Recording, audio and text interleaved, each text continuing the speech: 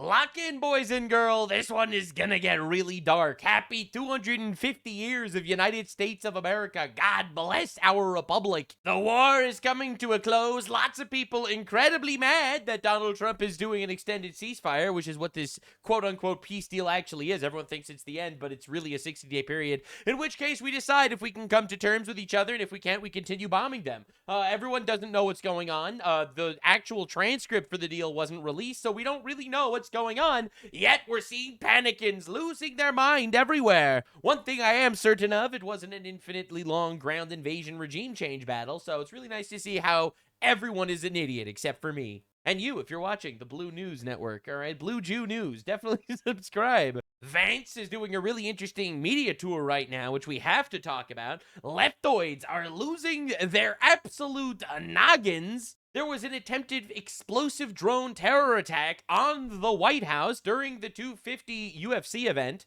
Hassan Piker and his cronies took a massive L, and this is the craziest twist. The actual UK grooming gang inquiry was released, and it is a billion times worse than everyone was expecting. Lock in. Crazy day, deep dive on all the things, but first, a word from Saul Goodman. Hi, I'm Saul Goodman. Did you know you have rights? Well, you do. Sure, they're old-timey. They were written by a bunch of guys in powdered wigs and knee socks. Boring! But believe it or not, they're still surprisingly relevant. Oh, let's go. Your rights include, but are not limited to, freedom of speech, freedom of assembly, freedom of the press, freedom against unreasonable searches and seizures, etc., etc. The Second Amendment. reason to have weapons. All right, I just felt like including that one. Wow, you lucky so-and-so. Look at you got rights coming out the wazoo. That's true, I All do. because a whole bunch of good people, 250 years worth, sacrificed everything they had for this awesome wallpaper behind me. Know your rights. And for the love of Mike, don't ever give them up. I'm Mike, and I approve this message. Straight facts, Mr. Saul Goodman, sir. It's time to cook. As we speak, the G7 meeting between the world leaders have gotten together to discuss how glorious and orange the Donald is. As he is the main character of the world right now, it seems. That's just how it seems to go. Hello, I'm the boss. How are you? Bro walks in, says, I'm the boss, and everyone laughs because they know it's true. Ultimately, what the Donald wants happens. I don't know if you've noticed, but that's basically how the world runs these days. He wants war, he has war. He wants peace, he has peace. He wants Israel to bomb them, they bomb them. He wants Israel to stop, they stop. For better or for worse, bro's the boss, and he knows it. Now, before we get into the deep dive that's going on the war front with so much misinformation that everyone keeps lying about, because everyone wants clicks and no one actually wants to be real and honest like the Blue Jew News is.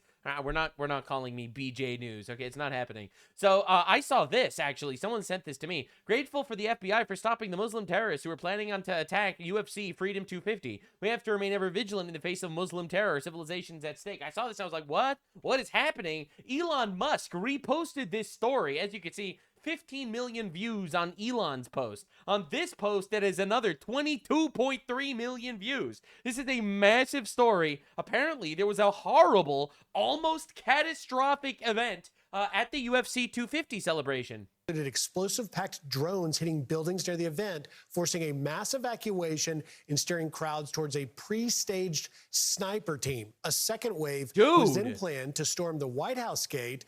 The FBI first learned of the threat last Wednesday and worked with law enforcement across multiple states to stop it. Joining us now on the phone, former FBI Deputy Director Dan Bongino. Dan, thank you for getting on the air with us. What else can you tell us? This is quite a frightening and sobering discovery. Well, notice the class warfare language amongst the plotters there that appears in this early stage to An explosive-packed drone. So ultimately, that is absolutely insane. You know, I think we take for granted that we're like, oh, we don't really have lots of enemies. We're a relatively civilized society that people aren't trying to kill all the time. And I think a lot of the reasons why we say that is because so many of these attacks get thwarted, thank God. You know, it makes you wonder how many 9/11s would have happened since 9/11 if we just wouldn't have done anything about it. And of course, the absolute shit retards over here. How many of the 24 were working for the FBI? Meaning 24 people worked together to kill the president. And it's like, false flag, says Thomas Massey. Look, and you wonder why this guy lost. He only lost because he criticized Israel, and Israel controls the government. Well, that narrative's dead now because Israel wants the war to continue, and Trump ended it. Maybe he lost because he calls everything a false flag, and he also calls the president a pedophile, maybe? It's pretty bad, I would say. Now, again, once we actually started to get information about these killers, or it was a whole mix of people. I heard from some sources, like Congressman Randy Fine, that it's Muslim terror. I don't know. This guy says, this is actually published. One video posted by Thomas, that's one of the terrorists, 4 days ago, parodies The Daily Show, criticizes Trump's decision to strike Iran. All right, so it's pro-Iran people, while another shows footage purported to depict violence against Christians in Gaza and the West Bank. In Israel, Thomas also reposted videos from Tucker Carlson. It seems like these terrorists were actually in the more Tucker Carlson, Islamic simpery, low IQ, Israel controls America thing. And it's honestly insane that it actually came to this. This is fucking abominable. It really is. It's insane that something like this happened. Now, also important to note, this was Hassan Piker just a month ago teaching people how to create explosive drones on Twitch, a platform for children. Again, that's a Shahed drone. Like, that's crazy. Oh my God. Bro, you really actually don't need like I was thinking about this with like the Afghanistan, the Taliban, Pakistan fight that was taking place. And I was really thinking about this. You really don't need suicide bombing anymore.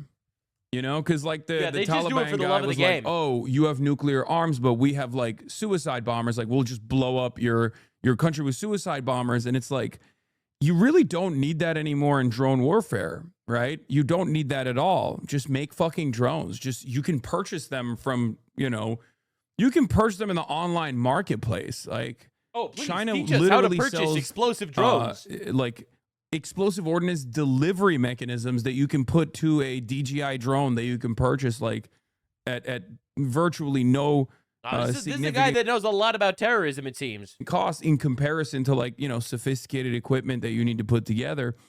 So I guess like you kind of at that point you're doing that for the love of the game, right? Like you're doing suicide bombing just for the love of the game. Right, because it's so easy to make drones, as he so like clearly laid out the steps for you. So it's really interesting that we have influencers on social media teaching people how to create drones to blow people up, and we just had an attempted drone attack on the White House. Pretty weird how that happened. Now, back to the matter at hand. The Donald stated Iran has agreed to never have a nuclear weapon. Also, the story that the U.S. is paying Iran $300 million is fake news put out by the Democrats, President DJT. Obviously, we're not giving them any money. All right, we all know that's true. But yet, once again, just like the whole Epstein files has videos of Trump fucking children or whatever they're lying about, this is also complete lies. And people are just running with it. And I'll just give you examples. Right, so this is just from some retard Twitter account. Breaking: U.S. officials now confirmed in a briefing that Iran will get full access to $100 billion in frozen funds and $300 billion reconstruction fund. It's just a lie. It's just not true. Marjorie Trader Greene, another congresswoman. I wonder why Trump wanted her gone. I wonder why. Maybe it's because she called Trump a pedophile and also lies constantly. $300 billion to Iran. Trump agreed to give Iran $300 billion. No, he didn't. This is not true. This is literally a lie. All right, we spent $70 billion bombing them. We spent $300 billion to rebuild them. No, literally no. That's not even happening. It's insane. All right, now we need, for some reason, because this is just a lie and a rumor that spread like wildfire, we need to now have American politicians showing up to be like, oh, no, it's not true. But there's this conversation that that Iran wants a reparation fund. Okay, so first off, there will never be a dime of American money to be spent to do any reparations for Iran. All right, and Republicans are not the party of Barack Obama that throws money like that. Literally true. By the way, is Iran going to go rebuild? Literally true. And again, this is coming from the people that celebrated the Obama deal where he gave them billions of dollars. And now they're like, I can't believe Trump wants to give them billions of dollars. It's truly incredible. All right, Tyler Cohen, $300 billion in Trump's case. It's just not true. They are just actual false misinformation merchants, and that's how they operate. They use words to destroy truth, reality. It doesn't matter to these people. They think men could be women. Of course they're gonna lie about this shit. You know, you got Trump actually addressing this at the G7 because it was such a pervasive lie. A deal, it's a fair deal, it's a good deal. We are not investing any money in Iran, by the way. That rumor got out there yesterday, it was ridiculous. We have the right to go in someday and do, if I want to do something, or if somebody wants to do something, but we are not investing any money. We have no obligation to invest any money in Iran. Yeah, so like just objectively not true. What are we doing? Now, we got some interesting updates in regards to Netanyahu. And in all fairness to Bibi, I remember very well, Bibi came to Washington and he begged Obama not to make that deal. And Obama was on the side of Iran, not Israel. And he made the deal. That deal was a disaster. So now you have a lot of people criticizing Trump's quote-unquote deal. All right, a lot of people asking what Trump is doing here. It really seems like Trump is playing a long game that a lot of people seem to not understand yet. And I'll tell you why. And so far, I've predicted this multiple times already, where I'm saying Trump is saying and doing a thing, but it's part of a strategy, and I've been proven correct. I think he's saying and doing a thing, and it's part of a strategy, and we'll see if I'm correct. This so-called deal that everyone's crying about, A, is not signed yet. It won't be signed until Friday. B, it's not a peace deal. It's called the Memorandum of Understanding. It is a 60-day pause where essentially everyone could do their own shit. No one fires on each other. It's basically an extended ceasefire. And over those 60 days, they are supposed to come to terms with the actual peace agreement, where Donald Trump wants to actually take out all the uranium in Iran, for example, because ultimately that has always been the goal. The goal of America has been to decimate their Navy, decimate their Air Force, obliterate them to the point that they can't fund proxy armies across the world, and stop them from ever getting a nuclear weapon. This was literally the actual goals from the beginning. Regime change was never one of the goals of the United States of America. He actually followed through with the things he said, and I mean, ultimately, we will see what happens. My stance is generally speaking, you can never trust these fuckers. I actually personally think we should bomb the shit out of them.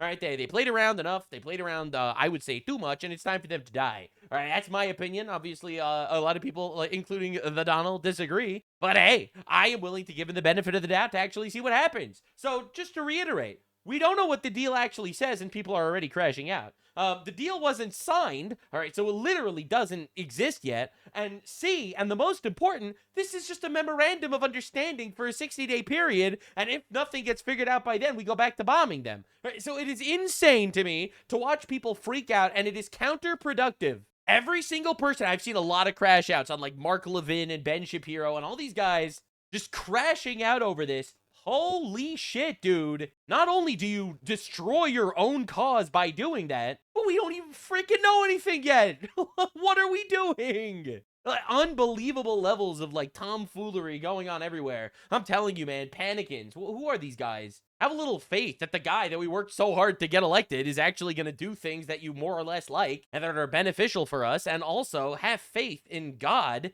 that we won't need to deal with a nuclear fucking apocalyptic regime like Iran. All right, so we'll see what happens ultimately. But anywho, I think it's super important to address that Israel is still bombing the shit out of terrorists in Lebanon. And Lebanon is still bombing Israeli cities. Israel is intercepting them because unlike the inbred 85 IQ retarded Hezbollah terrorists, Israel has an average IQ of 105. Technologically advanced superpower. Yeah, it's rough for those sand bastards. All right, anywho. President, what are the expectations for Israel? Can this deal survive if Israel attacks Lebanon? It can, and you know, I consider that the minor war. Iran's the big one, but we have that a little pinprick out there that constantly rears its head, and that's Hezbollah. Yeah, fuck them. And you Time know, to kill them. I They was need to very die. responsible for Syria, and the man that's running Syria now is a person that I put there along with President Erdogan and some others. Yeah, I don't like Jelani, the ISIS guy that's currently in charge of Syria. But anyway, He's done an amazing job of pulling it together. He's not a Boy Scout, but he's done an amazing job of pulling it together. And he is very good with Hezbollah, does not like them.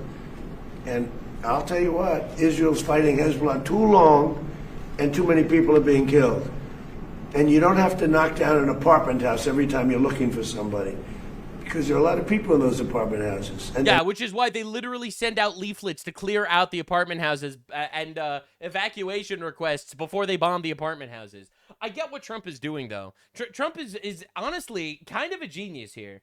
He wants to end things with Iran completely. Iran wants Hezbollah to survive. Trump wants Hezbollah to die. Trump, in my opinion, is trying to come up with a strategy where he could get Syria to take care of Hezbollah instead of Israel. Therefore, Iran could sign the peace deal with him. I think it's a little unrealistic, personally. I don't see Syria successfully dispatching Hezbollah. And ultimately, we don't have Trump telling Israel not to do it either. Israel is not beholden to this agreement. They didn't sign nothing. Hey, and if they want to keep bombing terrorists, fuck yes, actually. All right, Hezbollah, not only did they terrorize the Israelis and the Syrians, but they have terrorized the Lebanese people as well. They've massacred Lebanese Christians, like, by the thousands. All right, literally, fuck these people. And I'm really grateful that Israel is bombing the fuck out of them. Now, fortunately, Secretary Rubio made it clear that Iran and Hezbollah are not linked in the deal. Israel does not need Iran's permission to defend itself. The tether of terror must end.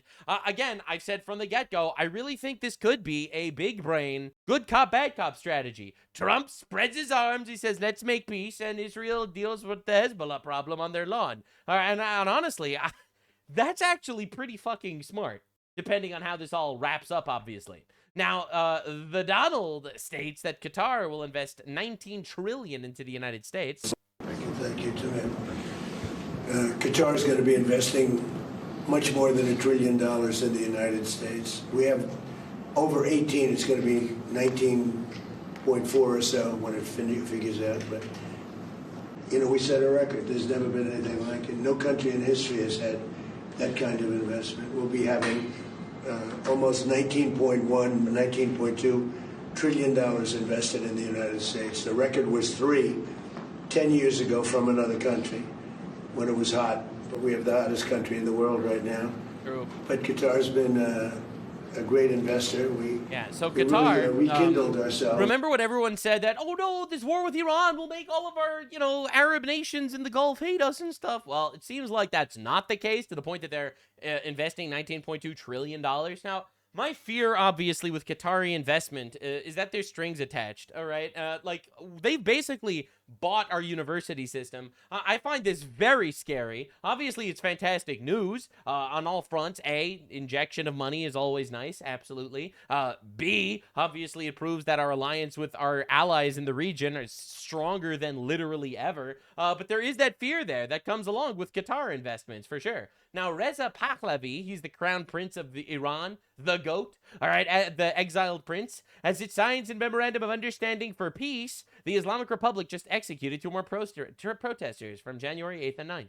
This is the consequence of making a deal with the criminal regime. To do a deal with a regime that murdered more than 40,000 protesters in 2 days in January is morally wrong and strategically misguided. Dealing with this regime will fail, and we will all face the consequences. This regime's 47-year war against the Iranian people continues. Just as it has never made peace with its own citizens, it will never truly make peace with the world. The international community should back the people of Iran's fight for freedom, but put them center in any negotiation and in their Iran policy. But let me be clear. With or without international support, this regime will fall. The people of Iran will liberate themselves from tyranny. I really hope so, and I pray for these guys. Now, I think it's important to note, a deal didn't happen yet. And I think it's also important to note, in the United States of America's greatest interest is that the actual military of the Islamic Republic of Iran is fucked, all right? Because they've committed unbelievable acts of terror against us. They've killed thousands of us. They've attacked all of our allies, basically. They are threatening to nuke us. They had 60% enriched uranium. From the America First perspective, which is how I view politics in general, we need them to not even be a remote threat to us. Of course, I think as a moral good, absolutely, I want to see the people of Iran rise up and overthrow their people, but I do not want to be stuck in a decade-long regime change, infinite ground invasion war. I'm more of the mind of bomb the ever-loving shit out of those fucks and move on with life. All right, that is more my stance when it comes to warfare. I actually believe we should be winning wars. I actually don't really want to make peace with them at all. All right, I want them to unconditionally surrender or die. All right, that is my stance in warfare in general. And again, I'm not going to be a panicking, at least until I see how it all wraps up. So this is Trump on the Iran deal once again. Democrats, because they're dumb people. True. The Democrats Well, what I'd like to do is send it to Congress saying you shouldn't approve it, and I'll get it approved. That's right, baby. Reverse Trump logic every single time. And now, again, one of the most underrated clips of the day that no one is talking about because everyone's panicking. Is the agreement now final, or are you still? No, it's not final. It's a memorandum of understanding, and if I don't like it, we'll go. Everyone that calls this a peace deal is intentionally muddying the waters. Okay, it is not a peace deal. It is a 60-day period where they could figure shit out and make a peace deal. And if that doesn't work, Back to shooting at them, dropping bombs on their head. When do you expect this? The word If I don't like it, if they don't behave, we'll go right back to dropping bombs right smack in the middle of their head. that's right, baby. Okay? That's Because what's they've gonna happen. misbehaved for 47 years. That's right, fuck them. All right? does it include? But nobody could have made this deal. The agreement now. No gonna make this deal the greatest deal ever. We'll see. All right, here he says that all the world leaders love the deal. Nations and many presidents and prime ministers, as you saw, Prime Minister Modi was here. We had a long talk. He's a great guy. They are thrilled that we made a deal. Every one of them. There's not one nation that came to us and said, please, sir, keep dropping bombs on them. Yeah, incredible hot take. The Eurocucks fucking suck. They're bought by Islam anyway. And also, they just want the Strait of Hormuz to open. They don't give a shit about peace. They don't give a shit about the future. All right, they don't give a shit about any of that. So their opinion actually means literally nothing to me. But look at Rubio squirming behind him. Because I think Rubio is definitely more my-minded when it comes to shit like this. I think he wants to obliterate these guys. I think he realizes they fucking suck and they need to die. Unconditional surrender or death. Meanwhile, you have people in Israel saying, I can confirm that Israel formally requested access to the Iran Memorandum of Understanding and was denied. Oh. Literally 9/11 for people that think Israel controls America. Right? They're not even seeing the deal or the memorandum. Right? A remarkable and highly unusual development between close allies and an issue of national security importance. Yeah, obviously, especially when we've literally fought side by side with these guys. And of course, you have Cenk Younger, Turkish retard in the comments. He likes having sex with animals. I thought I should just mention, it's because we don't trust you. Oh, really? Oh, really? So on the one hand, we love Israel and Israel controls us. On the other hand, we don't trust Israel? Bro, these guys are actually insane. It's wild. Meanwhile, Iran terrorists fired several drones toward commercial ships in the Strait of Hormuz since the beginning of the U.S.-Iran Memorandum of Understanding, according to NBC News and the Jerusalem Post. So they are not standing by their shit. It seems like they're still pretty shattered on the inside in regards to who's actually in charge. Literally shock and horror. The Iranians did not keep their word, much to the surprise of literally... You mean to tell me that the Islamic Republic of Iran lied? I can't believe it. And this is why I'm personally really not, like, worried. I have faith. I have faith in God, all right? That the injustice that has been facing the actual Iranian people will die, all right? And I also have faith that that the Donald isn't just going to let this happen after he made all of his tweets saying, hey, you know, rise up, keep fighting and stuff. We got your back. Look, I'm telling you, I think something else is cooking out there. And I guess we have to wait 60 days to see if I'm right or if I'm delusional. I'm willing to take the L if, you know, all of a sudden we just leave and they control the strait and we don't dig out their uranium and shit. All right, we'll see. We'll see what happens. But ultimately, I'm pretty confident that something big is happening. Tucker Carlson, of course, brings Trita Parsi, a pro-American. Trita Parsi is literally a lobbyist for the Islamic Republic of Iran. Holy shit, dude. It is insane that he does this every time. Literally the first fucking talking point is Israel. No, it's wild watching this happen. Candace Owens, also probably a foreign operative. Via FOIA, we formally requested Kash Patel's travel itinerary for 3 days leading up to Charlie Kirk's assassination. And we heard back that we were told the burden of the request is too great. How is that legal? Wow, that's crazy. The burden is too great. Anyway, the FBI responded to Candace Owens. Dear Candace, please show us any document that sent to you acknowledging your FOIA request where we said the burden of the request is too great. Your show, just like all the fake news media, will be called out when you lie. Bro, it's just miserable that these foreign operatives are tearing us to shreds. All right, it's insane. All right, meanwhile, I just want to share some beautiful news. Today, 230 male and female doctors graduated in Gaza. So that's actually fantastic news. I just have to say, first genocide ever where people grow up and graduate college. Just absolutely huge. In fact, they're still calling it a genocide to this day, by the way. All right, so just congratulations to all these victims of genocide over here. All right, no, I've never seen a Nazi glaze Palestine. Oh, really? Oh, really? Hitler literally met with the Grand Poobah of Palestine because they had a very similar goal of killing Jews, actually. Are you serious? All right, now, just to understand exactly where this war leaves us, GDP per capita in the 1990s had Israel and Iran tied at around 13,000 apiece. In 2026, Israel's around 70,000, and Iran's at 3,000. Literally a quarter of what it was, 35 years ago. It's just absolutely mind-boggling dominance going on over there. All right, and quite honestly, it's kind of wild watching retards continue to lose. It's crazy. It's crazy. So Rubio in 2015 dropped this. All right, and a lot of people are talking about it because it rings so true even to today. Tennessee would like to close on this matter. I think everything that needs to be said about the details of this deal have already been said. I do want to be recorded. This is talking about the original Iran deal with Obungus. For history's purposes, before I know what was going to happen in regards to this if it goes through. Iran will immediately use the money that it's receiving in sanctions relief to begin to build up its conventional capabilities. That happened. It will establish the most dominant military power in the region outside of the United States, and it will raise the price of us operating in the region. They're going to build anti-access capabilities, rockets capable of destroying our aircraft carriers and ships. They try doing that, Continue to build these swift boats that are able to come on us, these fast boats that are able to swarm our naval assets. And they'll make it harder and harder for U.S. troops to be in the region. They'll also work with other terrorist groups in the region to target American servicemen and women. They did that. And they may or may not deny that they're involved, but they will target us and raise the price of and then they said that we will only have peace if you also stop killing terrorists. Our presence in the Middle East until they hope to completely pull us out of that region. They'll also continue to build long-range missiles. Missiles capable of reaching the United States. Those are not affected by this deal. They did not reach the United States, but they did have missiles that would reach every capital city in all of Europe, which they lied about, by the way. This was proven through this war. And they'll continue to build them as they've been doing. And then at some point in the near future, when the time is right, they will build a nuclear weapon. And they will do so because at that point they will know that they have 60% enriched uranium. Become immune. That we will no longer be able to strike their nuclear program because the price of doing so will be too high. This is not just a work of imagination. It exists in the world today. It's called North Korea, where a lunatic possesses dozens of nuclear weapons and a long-range rocket that can already reach the United States. Oh, shit. And we cannot do anything about it. That's right. An attack on North Korea today would result in an attack on Tokyo, or Seoul, or Guam, or Hawaii, or California.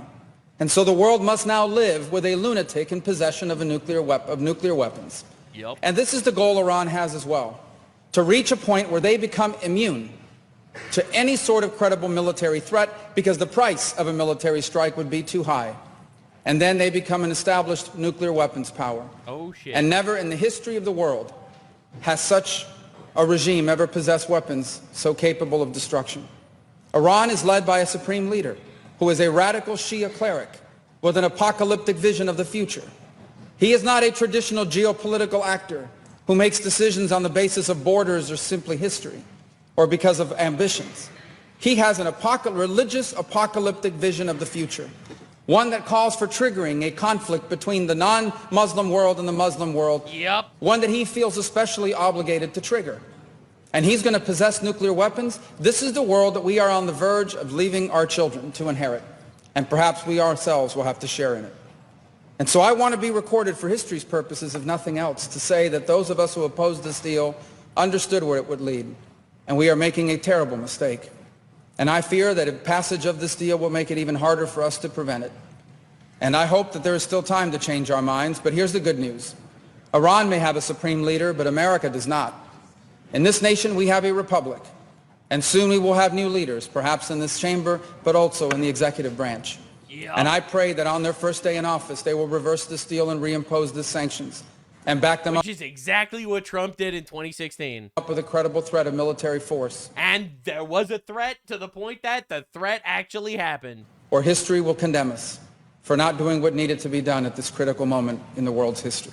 So just absolute fucking mic drop speech in 2015 ringing super true today. And Rubio, currently the Secretary of State of the United States of America, is going to make sure that however this war, conflict, whatever you want to call it, actually does wrap up, it will leave Iran completely and utterly crippled and helpless. Hopefully to the point that the actual oppressed people of Iran could rise up and overthrow them. But ultimately, the goal of this entire war, which a lot of people seem to be forgetting about, was to stop their actual military capabilities, nuclear ambitions, and funding of proxy armies across the world. If we could get all of those three things completely done with zero boots on the ground, you know, we lost some lives, but despite that being absolutely heartbreaking, the casualties, like, from a military standpoint, were minimal. Thank God. It absolutely fucking sucks. See everyone just coping off of a fake peace deal that doesn't exist, making believe they know what's in it when it hasn't been signed yet, not engaging with the reality that there is a 60-day memorandum of understanding until we see if we actually need to go back to war or if we can neutralize all three of these major threats purely through negotiation. The neocons that want to put boots on the ground for 10 years to install a regime, fuck those guys. They lost. W for me. The isolationists that think that actually you should let Iran have a nuclear weapon and we shouldn't ever go to war or bomb literally anyone everyone anywhere because we're absolute cucks. They said we'd have boots on the ground. They said we'd lose thousands of soldiers. They said we'd trigger World War III. Well, they were fucking wrong, weren't they? And all the Israel firsters, the ones that say that we're actually controlled by Israel and every bad thing that happens in the United States, the reason why you were robbed at a gas station is because of Israel somehow. And that's also the reason why you can't get a girlfriend. You were all wrong, because this has proved without a shadow of a doubt that, if anything, we control Israel. Netanyahu is almost certainly losing his next election because the Israeli public is so upset that this war didn't end up with obliterating the fuck out of the enemy. And yet, despite knowing that, he did what Trump told him to do, because ultimately we give them billions of dollars a year and they pretty much follow whatever we tell them. I personally would cut off all foreign aid. I would stop giving aid to Israel. I would stop giving aid to Ukraine and NATO, of which we give much more than Israel, by the way, because that does absolutely nothing for us. I would cut off foreign aid. Whatever we do gain from Israel right now through our relationship, we should pay for. We shouldn't call it aid. We should do a partnership. We should pay for whatever assistance we actually get, making Israel completely sovereign. And if Israel wants to keep bombing the fuck out of Iran or Hezbollah or whatever, it's like, hey, that's not our business. You could take care of all of our enemies.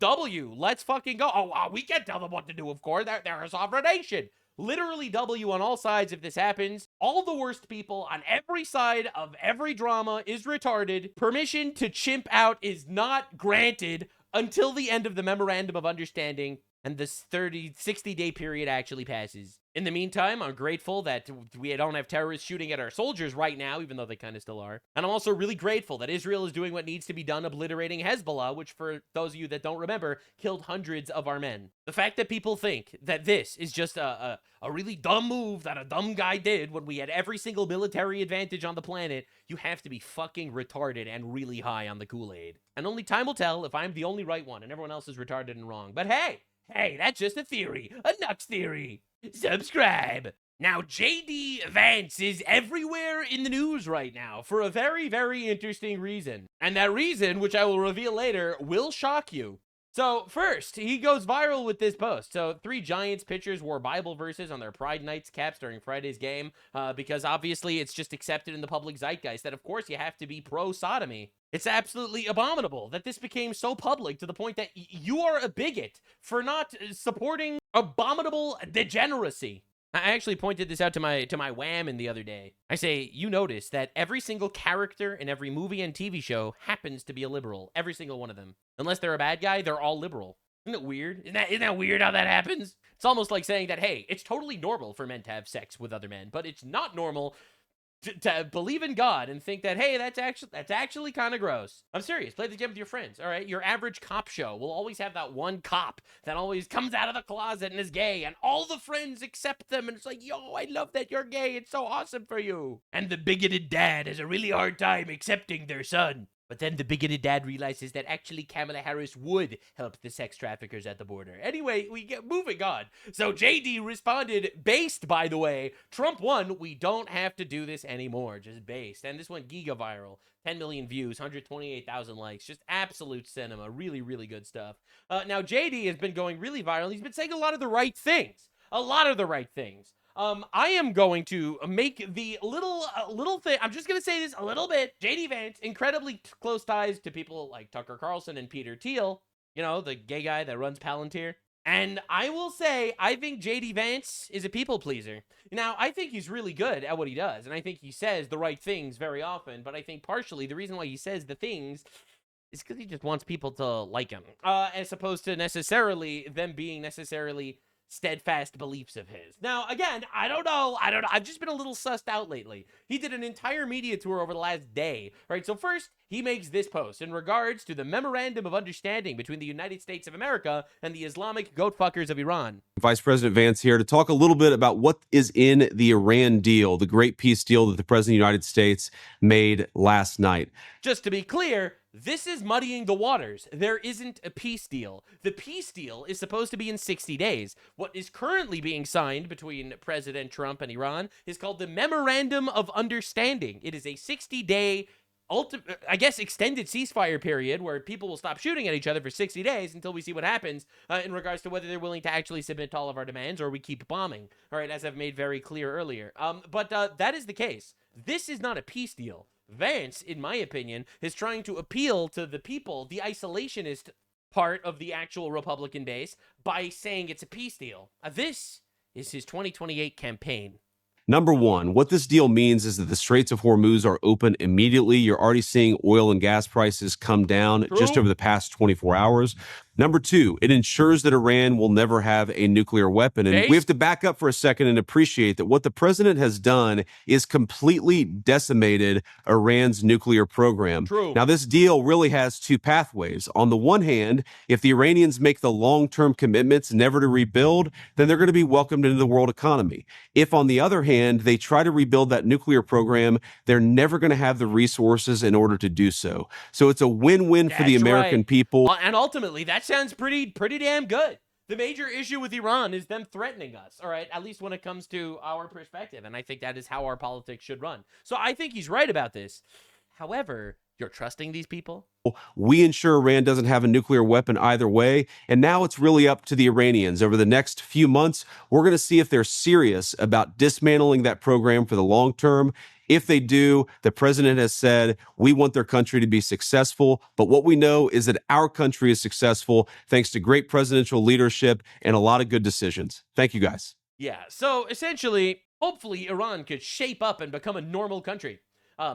Yeah, they won't under the current Islamic Republic leadership.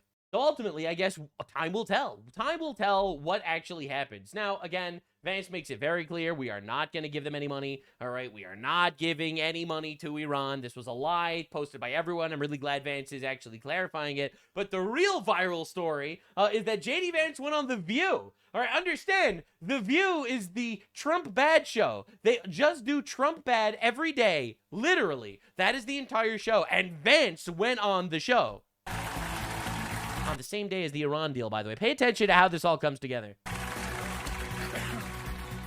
was surprised at how tall you were. He's very tall. Well, if you only see somebody on TV, you just see their, in my case, giant head. So it hides how tall I am. Yeah. That's right.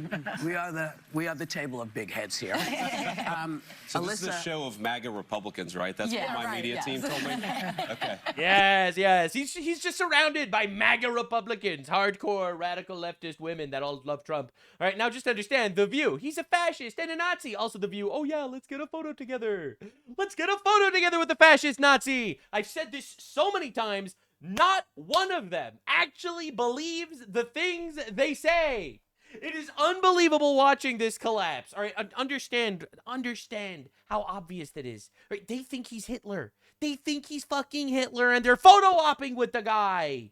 You can never trust any of the things they say, ultimately. Every single one of these people in the room would rather a Republican be president if we actually if shit ever hit the fan. All right? They would, because they know who has testicles, ultimately. All right? And it's insane. Now, Vance dismantles them. Every single thing they throw at him, he just absolutely shreds. And one of the major reasons why I want to point this out to you is even though Vance is not the ideal Republican candidate, in my opinion, like, he strikes me as a guy that's a little bit too pro-Indian immigration. immigration. A little too tied up to like the Giga Sauron's eye of Peter Thiel and Palantir. He's a little too chummy with the Tucker Carlsons of the world who are selling out our country. And currently, he is the face of the Iran deal. All right, now pay attention how Trump is doing this, because this is part of the plan too. That's one. And two, I would still never ever vote for a Democrat. So even though I have my criticisms, and I don't think Vance is like the ideal ultimate giga perfect candidate, I do like him ultimately, and I would never vote for a leftist. Ever. Never. That's why when I see like, you know, you see Nick Fuentes or whatever crashing out of the Republican Party saying I'll vote for a leftist, are you fucking insane? Are you like actually insane? I would say fundamentally that one of the things I underappreciated about Donald Trump is that so many of the things that people said about him weren't actually true. Again, you talk about humility. Okay, so I see Donald Trump, I see a clip of him, or I see not even a clip of him, but reporting about something that he said, and I take it at face value. For example, let's just go back to one of the most controversial things Donald Trump said during the first term that I was wrong during the first campaign, is that I was led to believe by the stories. I read stories that said Donald Trump said that all Mexicans were rapists. He never said that. What he said is that the certain South American countries, Central American countries, were releasing criminals into our country, including Mexico. By the way, that was objectively true. So it's not so much Christians. Leftist woman. There's no evidence that actually people came across the country illegally. Now, don't deport any illegals, but no one ever came in illegally. Just understand. Did that in 1980 with the Mariel boat lift. There have been many, many journalists, including CNN, where you used to work and be my colleague, that have tried to find evidence of that. There is no evidence that Maduro was releasing people from insane asylums or jails like Fidel Castro did do. This was made up. And we just can't, accept it without pushing back. Anna, we know that there were people who were released from prisons who were encouraged to come into the United States. It wasn't the Mariel, Mr. Vice President. It wasn't. They didn't technically airdrop the prisoners into our country. They just released them and gave them a boat and told them, ay caramba, figure it out. Right? It's a totally different thing, bro. And Vance is just shredding them. Where it was like a purposeful release, open up the jails, open up the insane asylums, and let people flood Florida. I lived through that in Miami. If you go, it may not have been like Mariel, but if you go back to the caravans that were happening in 22, 23, we know that those things were funded. They were in some ways supported by the government. So I don't know how you define support or not support, but if people are encouraged to come into our country after having spent time in prison by their own governments, I think that's a problem. Just true. Just yes. Technically, they didn't airdrop people. You're right. They just funded caravans of cartels to bring them in. A totally different thing. All right, bro. All right, now you have to see him shred them on the Epstein file stuff, because this is one of the biggest. Trump, by the way, was fucking on the ball when he said the Epstein files are a Democrat hoax. Not that Epstein ever raped kids. Obviously, Epstein was an absolute monster. But the fact that Trump is tied to it is an absolute hoax. There's no evidence of it, and he was completely right. Appreciate this, but one of the things you see in the Epstein emails is that Jeffrey Epstein hated Donald Trump. Objectively true, and he is taking these bitches to their face. And that Donald Trump literally reported Jeffrey Epstein to the police. That's one of the things that came out. He reported Epstein to the FBI in 2006, 8. They were best friends for about a decade. And remember, before anything, they were, first of all, I don't know about best friends. That's literally, she pulled that out of her ass. But yes, they were chummy because they were both billionaires that lived remotely similar places. They had interests in politics. They were both Democrats at the time. All right, just understand. And this was in like the 90s. Okay, this was long before he was ever even accused of anything. Signed that Transparency Act under duress when some Republican women, congresswomen like Lauren Boebert, like Marjorie Taylor Greene, did not give in to his pressure of not signing. He brought Lauren Boebert into the Situation Room to pressure her into caving on not voting for that bill. So let me respond to that. So that's all true. Let me respond to that. So number one is, yes, Donald Trump, and he said this. You get one whammon that lies about something, and then you get the second whammon who says that's actually true about the lie that the first whammon said. And this is the leftist Ouroboros of just eating your own shit. He knew Jeffrey Epstein back in the 1980s. He also threw Jeffrey Epstein out of his club when he found out he was a creep and reported him to the police. That's something that the media often misses when it reports the story. They tell the fact that they knew each other in the 80s, which the president himself admits. They ignore the fact that he narked on him to the police and led ultimately to JeffreyEpstein's downfall. To that point, Anna, you know the Republican Party.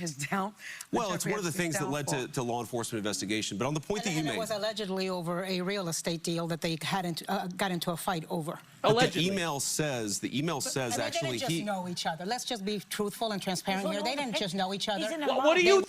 Is there any evidence to the contrary? I love that there's no evidence to any of the things. It's just all headcanon with these people. They are living in their own soap opera. We're incredibly close friends. he reported him to the police. That's what I'm saying. That is objective. That is objectively true. But Anna made another point that I think Whoopi, if I may, because Anna made a very important point. This question about did Donald Trump release these files only under duress from Republicans? And Anna, you know the Republican Party probably better than I do. The idea that Donald Trump runs around afraid of Republican congressmen as opposed to the other way around is kind of crazy. What was the bipartisan? Yeah. So again, like it's on, and he's just shredding them because they just have lies. Now the truth is, this is a New York Post release that just happened. Jeffrey Epstein was obsessed with trying to take down Trump before suicide. Report says, yeah, suicide, right?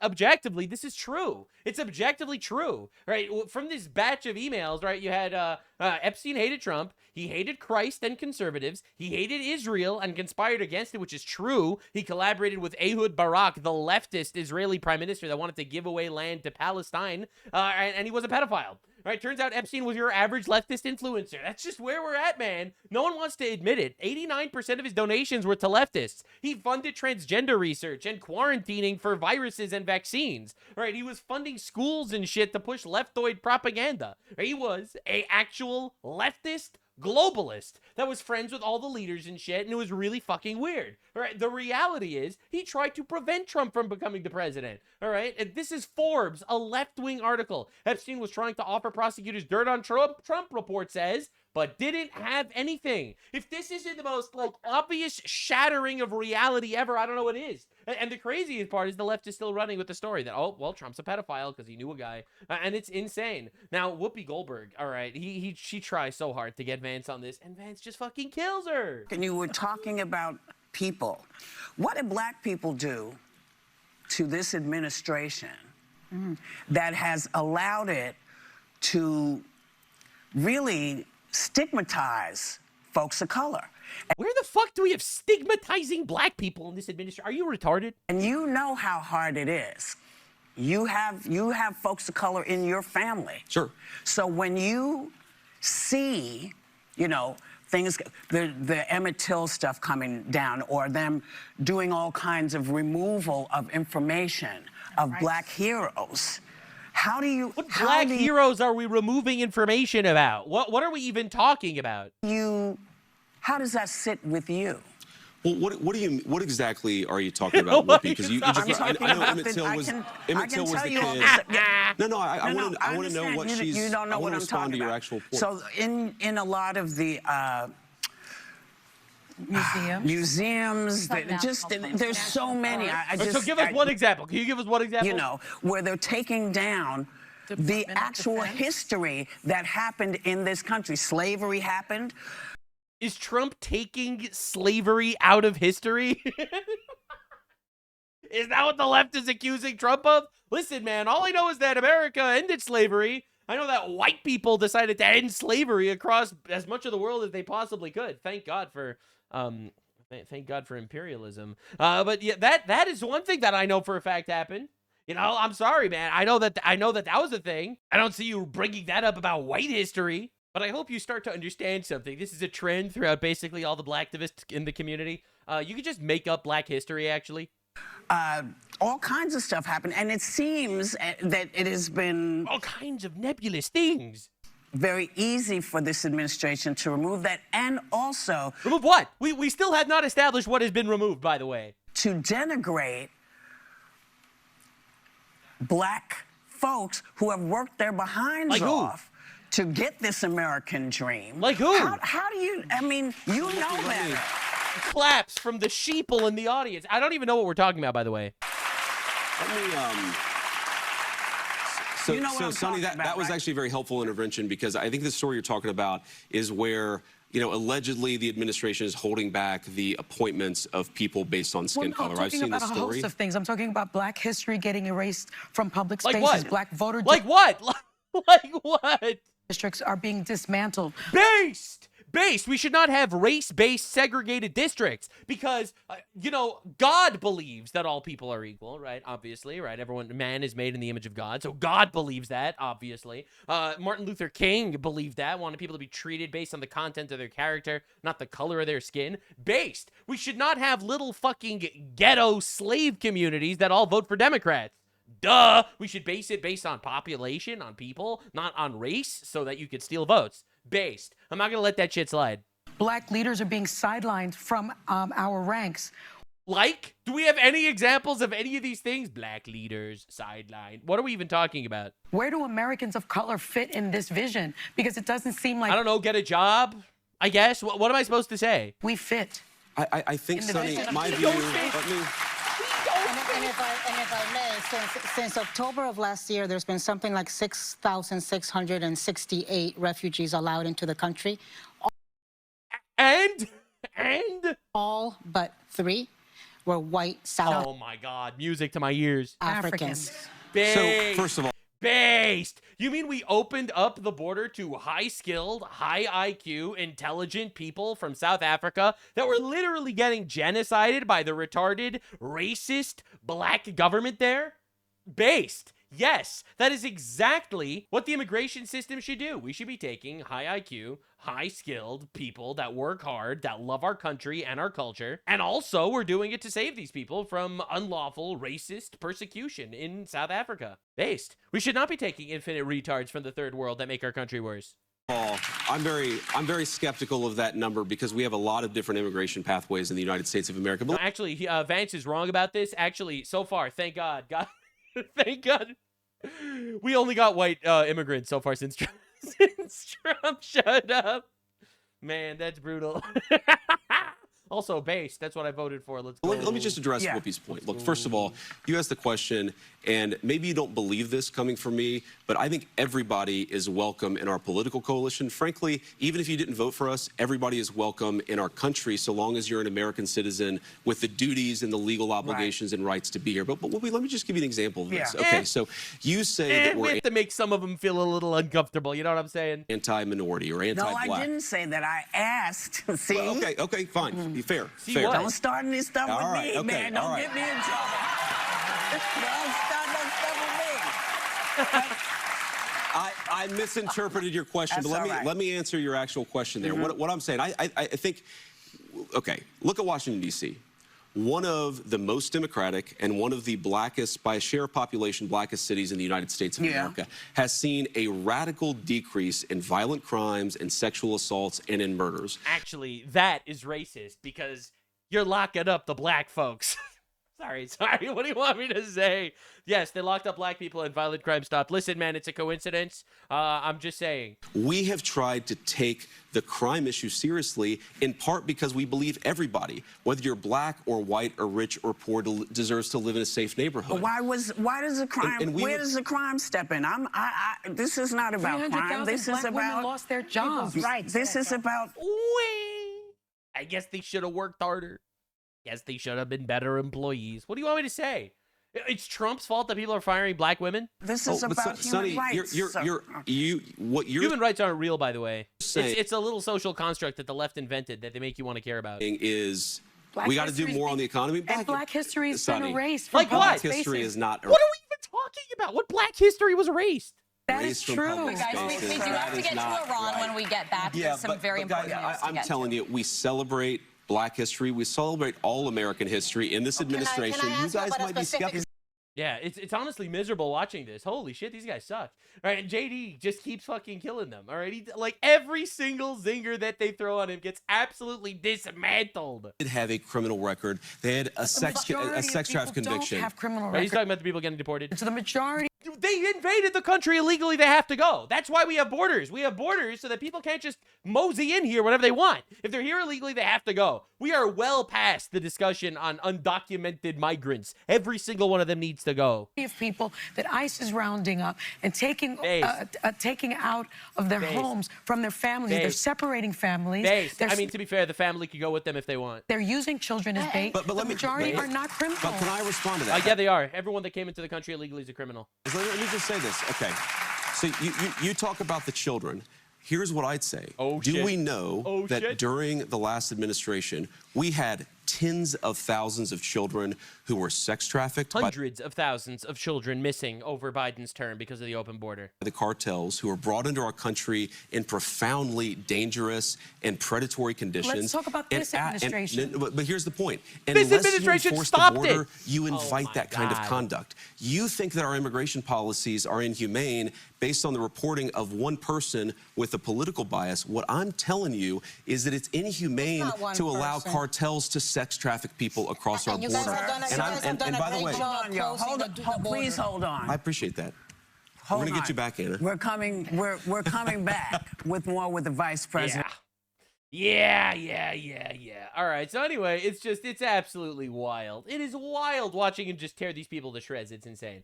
Now, Vance, I want you to pay attention to what's going on. So Vance was on Fox News, as I already showed you. He has been on every single media outlet I could find, to be honest. Here he is on NBC News. All right. There he was before I showed you a second ago on Fox. All right. So then he went on The View.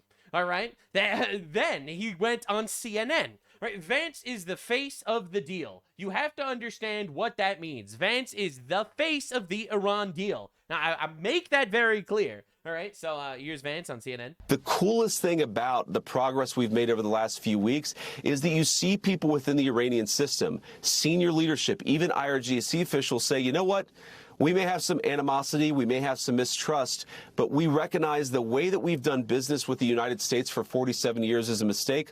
Let's try something else. We're going to verify that, of course, but we're certainly willing to try something else if they comply. Yeah, so my hot take is that's not true. I don't think that the Islamic regime is like, I used to hate America, but now I don't know. Literally, the president of Iran right now is the guy that was lighting American flags on fire in their parliament, chanting death to America. He doesn't give names. He doesn't give specifics. I don't believe this, actually. I think this is just a lie. And the craziest part is, the next part of his gigantic media tour, just understand this is over the last 24 hours, he goes on Megyn Kelly's show. All right, tomorrow on Megyn Kelly show, that was yesterday, Vice President J.D. Vance. All right, bro, J.D. Vance going on Megyn Kelly show. Now, the reason why this is super weird is because Megyn Kelly's been shitting on Trump the entire election. All right, like, Donald Trump says, I know I Tucker Carlson, Megyn Kelly, Candace Owens, they're low IQs, right? Megyn Kelly nastily asked me the now famous only Rosie O'Donnell question, or crazy Candace, right? Like, again, these are Trump's enemies, and he's going on their shows all the time. Now, this actual show that he was on with Megyn Kelly, this is suspicious, as you can tell from the little watermark in the corner. It was broadcasted on Russian state media, all right? Oh, my God. This interview was on Russian TV. And now listen to how Vance describes the deal. And I think that fundamentally, if you look at what they're proposing an endless conflict. They want this to go on until every bomb has been dropped or until every Iranian is. And I think. Yeah, I'll be honest with you. I don't know who's saying that. I don't know who is saying to nuke Iran. I don't know anyone that's saying that every Iranian needs to die and that every bomb needs to be dropped. It sounds like Vance is creating a false opposition to try to win back the isolationists or the pro-Islam guys that want to make believe that Iran with nukes is not actually a problem. All right, and I think it's really weird. So again, and here he's explaining why they didn't make the text of the Memorandum of Understanding transparent, which in my opinion is a really big issue. The fact that they never actually explained what's happening there. Why can't we all see the MOU right now? Great question. Yeah, so first of all, the president said by the latest Friday, possibly as early as tomorrow, we're going to release the Memorandum of Understanding text. The reason why we haven't released it yet is there are some delicate diplomatic things going on where the Iranians, and not just the Iranians, but some of our mediators, the Pakistanis and the Qataris, have asked us to sequence this in the right way. I actually don't care about the sequence according to the Pakistanis and the Qataris and the Iranians. To be honest, frankly, I care about the sensitivities of the Americans. That's my issue here. I feel like we're kind of put on the sideline a little bit. All right, now again, this is pretty wild, and this is a massive update that no one else is talking about. How about Hezbollah in Lebanon? Because that's a proxy that they're funding, and that could easily queer this deal. It could queer this deal this week. People fear. Never mind on a go-forward basis, either side, Israel or Hezbollah. Sure. Look, it's always delicate with these things. And, what we've seen with the ceasefire in Lebanon, and it's been clear, to be clear, a dirty ceasefire. There's been some shooting back and forth, but frankly, there's way less shooting now than there was 2 weeks ago. There's way less shooting 2 weeks ago than there was before. So with these things, as the President of the United States said a couple weeks ago, he said sometimes a ceasefire just means they're shooting less, and that's the progress. And then you get to the next stage. Is I it feel included? good about Is Lebanon included? Lebanon's Hezbollah? Here we is go. A regional peace. This is an interesting one. Deal. It's going to include the Gulf. It's going to include Israel. It's going to include Lebanon. The idea is this is a true regional peace deal because, How again, do we do that if the without Iranians Netanyahu? comply. Sorry, forgive me for interrupting. No. The idea is that if the Iranians comply, then we are going to have a true transformative deal for the Middle East. All right, so how's that going to happen? Because Hezbollah is clearly still bombing Israel. And if not, they don't get any economic benefits. The United States, we got what we came to do, and we're done. And that's the basic approach. We would not turn on the spigot if Hezbollah hit Israel over and over? Well, what I would say is, like, if Iran is funding Hezbollah, we're not going to allow a bunch of unfrozen assets to freeze to the Iranians, right? And there it is. There is a clause, according to Vice President Vance, face of the deal, that Iran cannot fund their proxy armies. And if they fund their proxy armies, then war's back. All right, so again, we are not getting the full picture. We don't exactly know what's going on with this deal, but what we do know is that it's really weird that Vance is saying that they want to go until every bomb's been dropped, every Iranian is dead. I don't know who's saying that, to be honest. Sounds a little like Mark Levin, who's been crashing out over the last couple of days, screaming at Trump for ending the war, which is insane, because the war's not over. But anywho, again, let me just understand the show that he went on. All right, this is Megyn Kelly. All right, this is the show that J.D. Vance decided to go on as the face of the deal. Mr. Trump, one of the things people love about you is you speak your mind and you don't use a politician's filter. However, that is not without its downsides, in particular when it comes to women. You've called women you don't like fat pigs, dogs, slobs, and disgusting animals. Your Twitter account... Only Rosie O'Donnell. No, it wasn't. Yeah, no, it wasn't. So Megyn Kelly has had it out for Trump since 2016, trying to call him a misogynist on the world stage. All right, just understand what we're dealing with. And in fact, Megyn Kelly has been having a lot of really interesting episodes lately. This is Megyn Kelly laughing about Trump dying soon. And this was just a week ago. Numbers, with the midterms all but lost already. What happens to Trump now? That we're just not good at predicting the future. You know, we imagine like this is going to happen in November in the midterms. Maybe not. Just remember that Trump turns 80 next month, you know, and I hope he has a great birthday. I don't wish Trump ill. However, he will be gone relatively soon. And we'll still have this country. I don't think things are going well. I think they could be a lot worse. I think imagine other leaders who are both malicious and competent. Trump is incompetent. Gavin Newsom is not incompetent.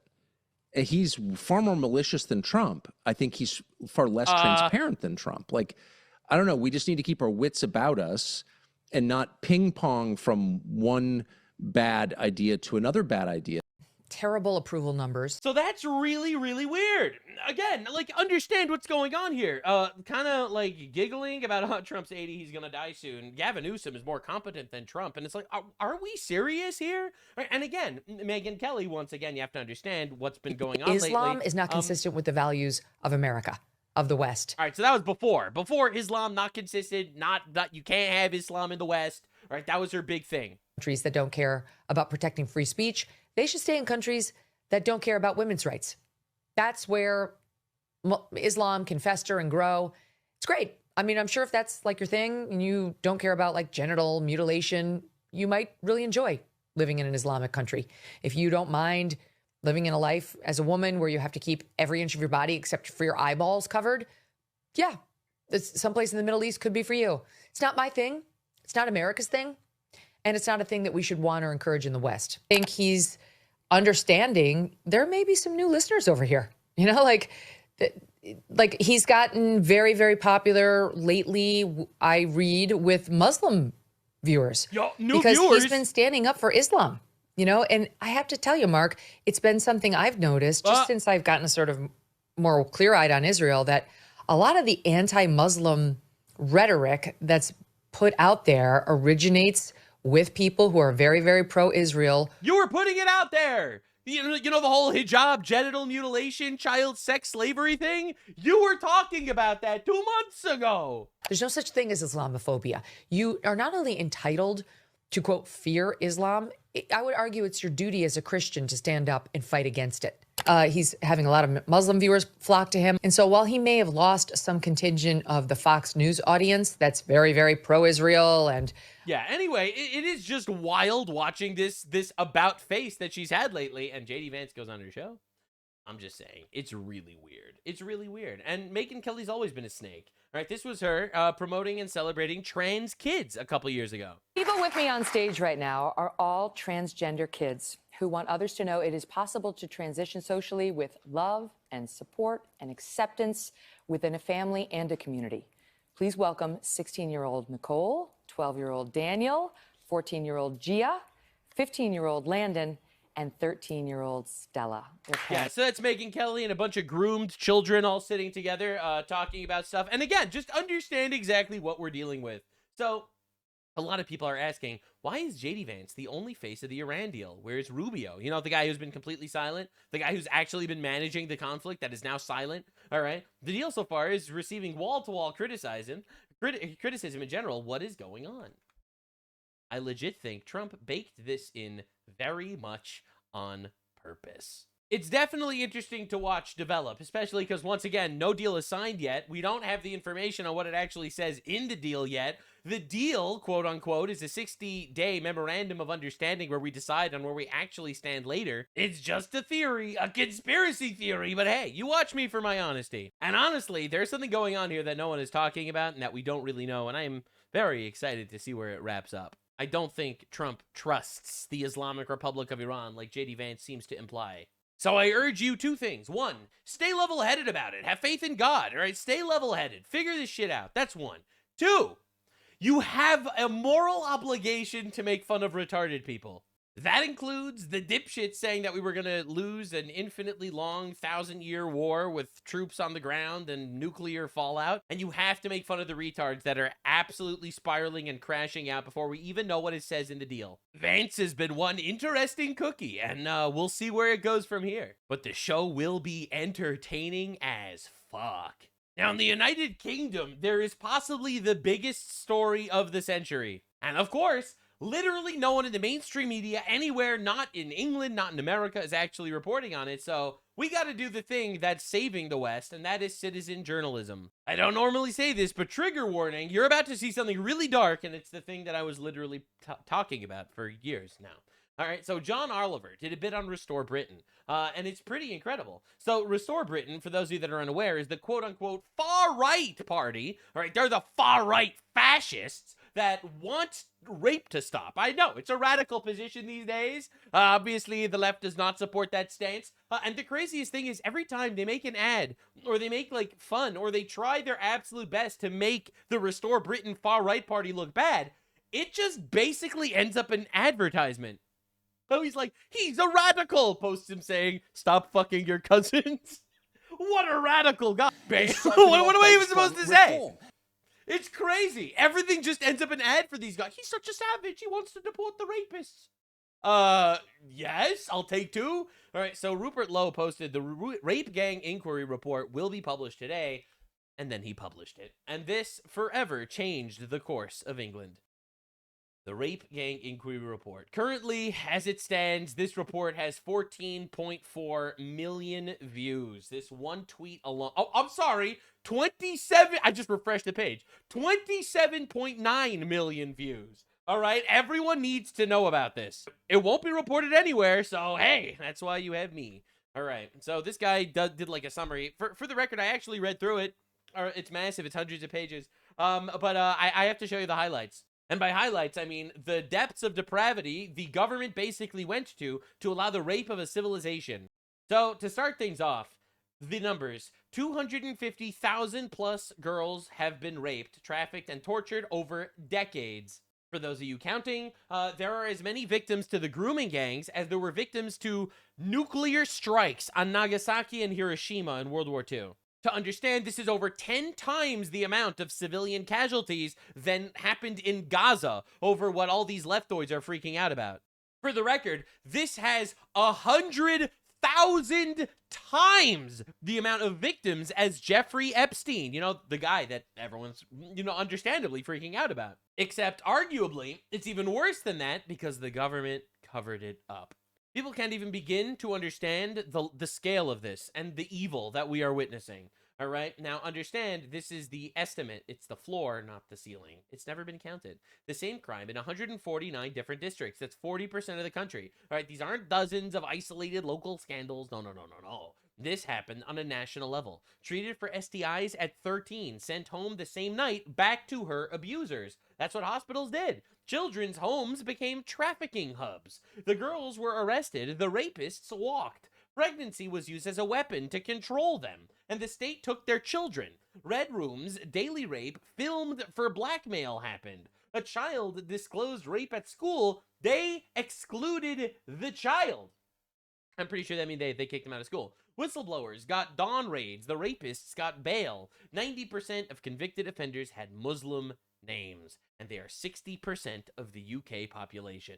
Now understand, the actual estimates for the amount of Muslims in these rape gangs were 95%, but 90% had actual Muslim names. It turns out the religion that actually supports taking sex slavery, and taking Jews and Christians and other infidels as inferior people and as cattle, that supports pedophilia to the point that their most revered man in history was a pedophile. Turns out when you import them en masse, they rape your country.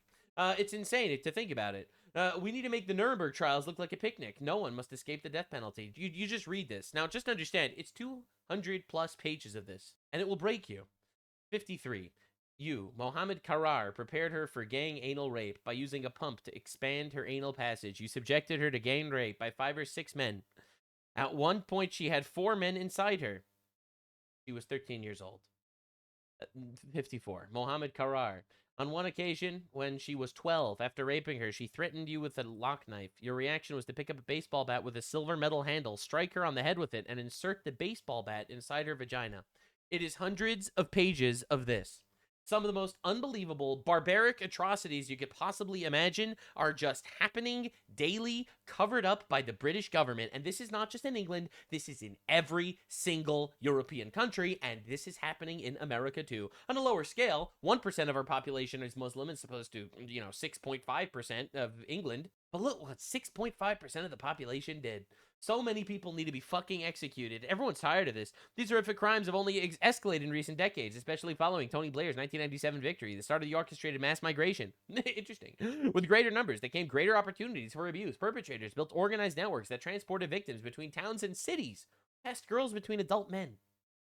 Each of these areas, the same tactics were used. Girls as young as 11, targeted with gifts, alcohol, drugs, collected in taxis at school gates, care homes, streets, taken to houses, flats, restaurants, hotels, then raped repeatedly by groups of men, passed between perpetrators, trafficked across country lines, many cases impregnated or forced into abortions. Most victims endured violence, were filmed for blackmail, or were told they were white trash or kofar, meaning a non-believer in Arabic, who deserve punishment. The authority at every level, including the police, social securities, health services, schools, listening bodies, and politicians, knew the patterns, possessed the intelligence, yet still failed to protect the country's children. It's literally state-sponsored generational rape. Understand, bro. Taylor, before they raped me, they would chant Bismillah, Rahman, Rahim. Translation, on the name of Allah, the most gracious and the most merciful. So, praising Allah while raping children, it's almost like taking child sex slaves as part of the religion or something. That's weird. Now, understand how bad it got. While Keir Starmer was the director of public prosecutions, he's currently the prime minister, by the way, it had been reported 13,000 suspected rape gang members and pedophiles were let off with warning letters. Oh, it's just part of the culture. I don't want to actually necessarily offend anybody. It's part of their culture to rape children. I'll give them a warning letter. They just raped a kid with a baseball bat. Understand what's going on here, man. Around 87% of those convicted in these groups-based child sexual exploitation cases bore distinctly Muslim names. Yeah, and the vast majority of men involved in these gangs were not convicted. Dr. Haj Hargari, an imam with the Oxford Islamic Congregation, believes the true proportion of gang members who are Muslims are around 95%. Understand, Pakistani Muslim adult men are under 3% of the population of the country and did 95% of the child gang rapes. And you're going to sit here and you're going to scoff and you're going to tell me this isn't a real thing? To the shock of many, only 87 to 95% of the rape gang members in the UK were Muslim. This was a shock to everyone, and no one saw this coming. Now understand the scale here. 250,000 white girls raped. There are 800,000 Pakistani males in the UK.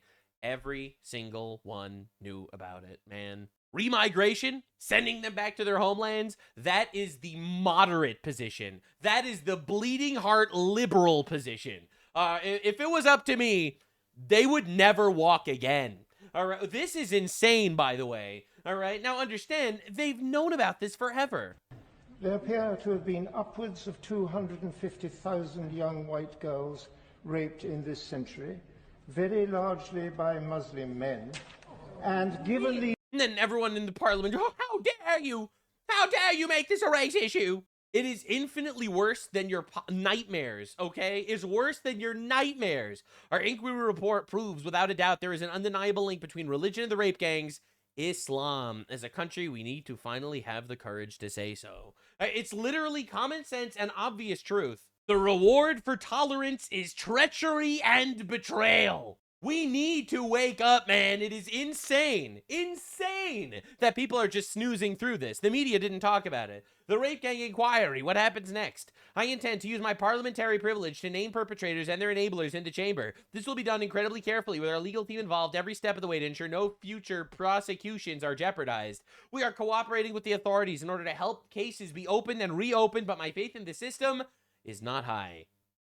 That is why we are pushing and pursuing private prosecutions and civil litigation. A target list has been identified and continues to grow. This has been handled very carefully for obvious reasons. I'm determined to act. We have enough talk. Now we need to act. Our aim is straightforward. Put people in prison. Deliver justice finally. We will act, not talk. And it's insane watching this happen. Now, while that took place, the same day that the grooming gang inquiry list was released, this is a clip from Mohammed Hijab, popular British Muslim guy. Sure. Yeah, ethically, I think Saudis are superior. Saudis are superior because they're Muslims. Yeah, no. I know they're superior because they're Muslims. My question to you is, do you think they are ethically superior? Yes, ethically superior. Yeah, okay. Of course I do. So, and you all ethics. Sure. Yeah. Of course, Muslims are all ethically superior because they're Muslims. It doesn't matter if they have raped a country. They're ethically superior. That's just how it works. The politicians who turned a blind eye to the rape of Britain must go to prison. And Rupert Lowe is coming for their fucking heads. This 20 million views, by the way. Report is... Hold up. We reload the page. Watch the number double. All right, you don't understand how big this is. 28 million views. This report is over 200 pages long, and it goes into the root causes of probably the most extensive, widespread scandal that has ever beset Britain. It goes to every corner of the country. It's not in silos, it's everywhere. And it involves failure by the British establishment. That's right. By the British establishment, I mean obviously government ministers, the civil service, local government, social services, the police, the judiciary, the NHS, and the media, who is supposed to be the guardian for the British people of scandals like this, but they've singularly failed to do that. The report goes into the reasons how it's happened. It goes into the reasons why it's happened, and that is all the reasons, and we analyze everything. I'm very grateful to all of the experts who appeared, all of the survivors who were brave enough to appear, all of my fellow MPs who came, and most of all to Graham Smith, who is the barrister who has produced this report with help from members of the inquiry team as well. I'm immensely grateful to all of them. It's been a very harrowing experience. Some of the testimonies we heard were beyond believable.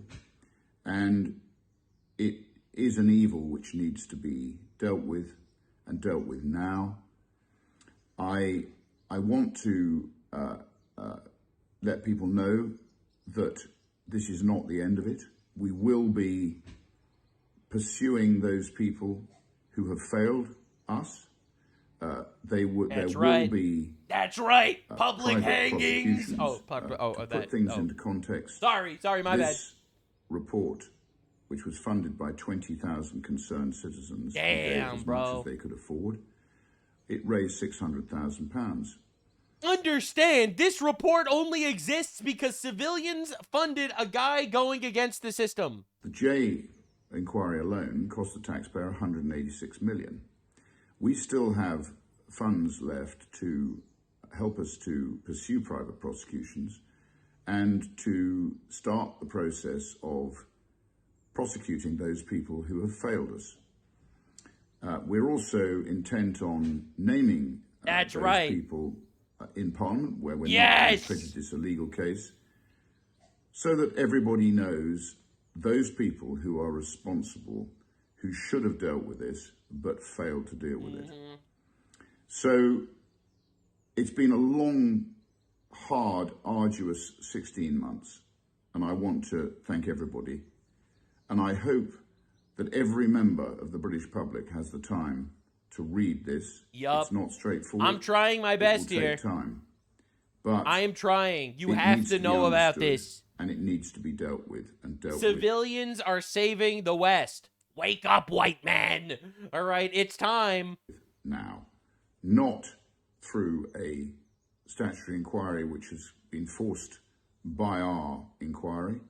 A statutory inquiry which, by the way, has had the terms of reference watered down and will, like all government failures, be kicked down the road. And by the time hands are held up and people admit there's a problem, the people who made the decisions, the bad decisions, which is common in government, as we've seen with the post office, as we've seen with infected blood and countless other scandals that have had to be cleaned up, that there will be no retribution, no holding to account. And when there's no holding to account, these things continue to happen. So, please imagine. read it. Read it. Please share it. Understand Everyone how needs this has to know. happened. We can never let it happen again. It is pure, driven, unfettered evil. True. Literally true. And it's self-induced. It's self-induced.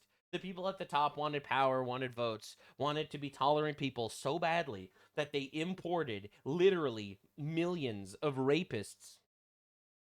You can't even possibly frame this differently. And they raped 250,000 girls in this one country. England is a small country compared to the United States. 250,000 girls raped. That's like every single classroom had a girl that got gang raped. All right, you have to understand the level of evil that was perpetrated here, because a couple of politicians wanted votes, and because the media wanted to be woke and ran defense for it, and no one knew it was happening, and it was happening en masse, covered up, protected, while the savages and barbarians ravaged the land. And understand, it's happening here too. There are almost certainly grooming gangs here in America as well, probably on a smaller scale because they're a smaller percent of the population, but they're growing immensely. Understand, this is what 6% of the population did. Now, of course, the mayor of London, Sadiq Khan, Muslim, decided that he was going to make something very clear. And this is on the same day that the rape gang inquiry was released. Get ready for this. The world deserves to see the best of London. Our £7 million pound global campaign will challenge the rise of disinformation about our capital. He is spending £7 million for what? To prove that diversity works? You'd think that if diversity works, it would be free to show it. You'd think you wouldn't need £7 million to lie about diversity working, right? Diversity is such a strength, they need £7 million of global public relations propaganda campaign to convince you of it. Dude! And the quote tweets of this, every single one, all of them in shock. To give you an idea of the scale, during the rape of Nanking, Japanese soldiers were estimated to have raped 20 to 80,000 Chinese women. This report estimates 250,000 women victimized by these Muslim rape gangs. Right? Some of them just list some of the crazy ones that actually stick out. Like, for example, how they were branded M for Muhammad. What the actual fuck, dude? This is insane. Absolute insanity. 87 and 95% of them were Muslim. All right? Social services called a 13-year-old girl racist and recommended contraceptives to her instead of denouncing her Pakistani rapists. social services returned a girl to a grooming gang to not be racist. And then suddenly, for no reason at all, they voted for Hitler. Are we really surprised the direction that this would go if it keeps getting shut down like this? Really? This is approximately 1 million times worse than Epstein. It's not even remotely close. The scale, the nature of the crimes, powerful institutions implicated. And yet something tells me that many of the Epstein obsessives will have nothing to say about this at all. Yes, because Islam is a cash cow, because Islam is huge, because there's billions of Muslims and billions of Pakistanis watching Tucker Carlson. He will not bring this up. He has time to interview every Iranian state agent and fucking retard on the planet to talk about Israel or something. But no time for a little thing like this. I'm sure that all the leftists like Hassan that have been calling Donald Trump a pedophile, I'm sure they're going to be on top of this one. I'm sure they are going to be very, very excited to talk about this. Now understand, this is happening everywhere. This is the father of a Pakistani gang rapist. All right, and this is what he had to say. This is pretty telling, actually. And obviously she wasn't a virgin or new to sex. So you don't see it as rape? Well, I don't. And she's 13. She's 13 years old.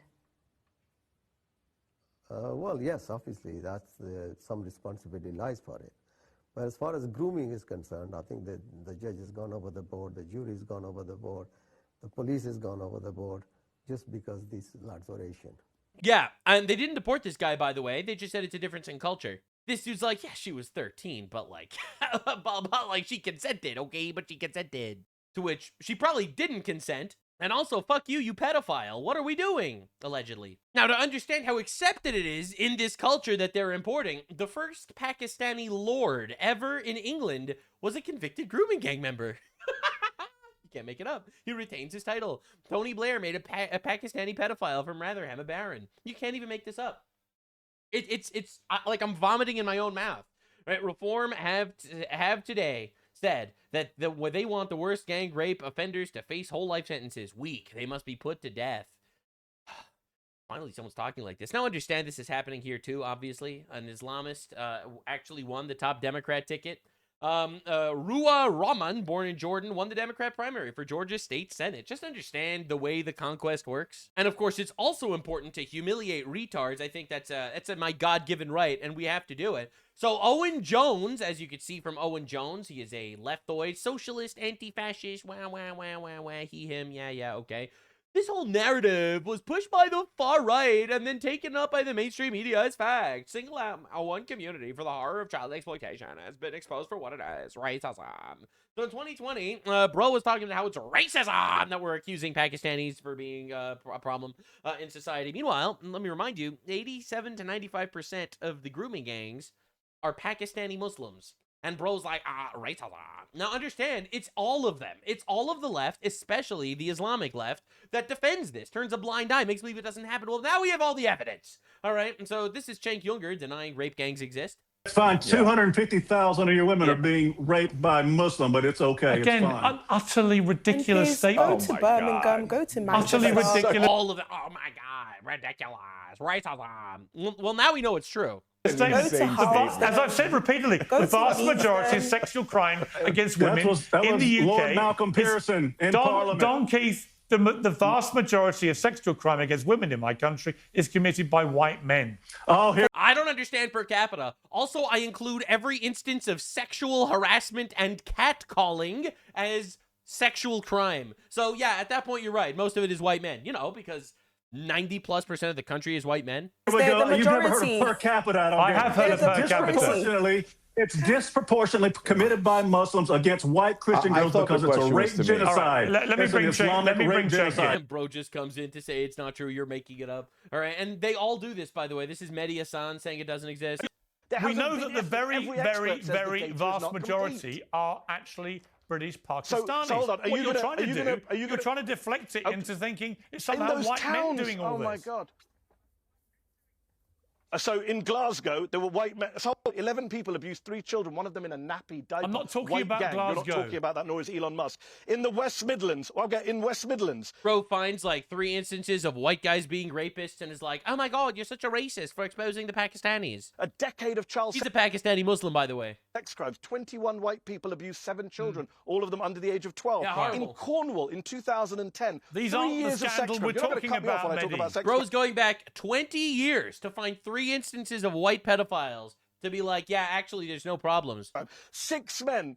Well, I'll get to that in a moment. 6 men abused 30 girls, the youngest of whom was 5 years old. And you've just made my point for me. These are the scandals we're not talking about. Why? Why are we defining child sex crimes and grooming gangs by race unless you're... You know, because it's 3% of the population. That's 95% of the rape gangs.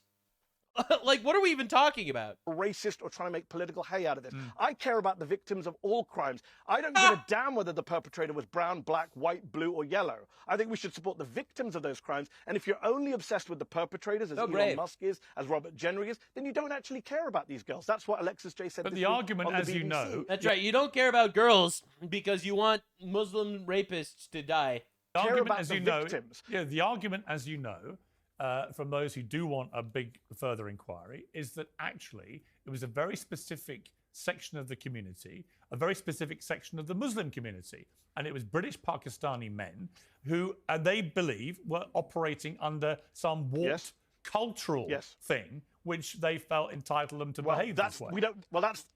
That's not proven, right? That's what we need. It's not proven. You're right. It's only 95% of the gang rapists that are Pakistani Muslims, but it's not proven. That's what we need, obviously, more studying on, more research on. Well, now we did the studying and the research, and I'm sure he's going to apologize. That, because these guys in places like Rochdale, Rotherham, were British Pakistani men overwhelmingly in those cases. Yes. But it's very interesting that you pick a sample and then say, these are the towns we're talking about, they're all brown. Well, why can't we talk about Cornwall or Glasgow or the West Midlands? I'm saying this is a phenomenon that happens nationwide. There are multiple peers. It's insane that they all try to do this. It's incredible, actually. I think it's amazing. So the BBC decides to publish just an incredible article. Trust in the news hits a new low, research suggests. Oh, really? Oh, really, BBC? Probably because this is how you report the news. All right, BBC, Spanish woman to die by euthanasia after long legal battle with father. All right, well, how Sky News reports it. Also a left-wing site, by the way. Gang rape victim, 25, dies by euthanasia after father's legal challenge fails.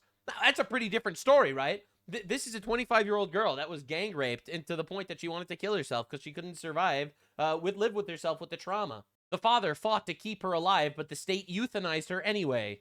Absolute travesty of a situation that happened. All right? BBC's Jeremy Bowen admits he got it wrong in Gaza hospital report, but has no regrets.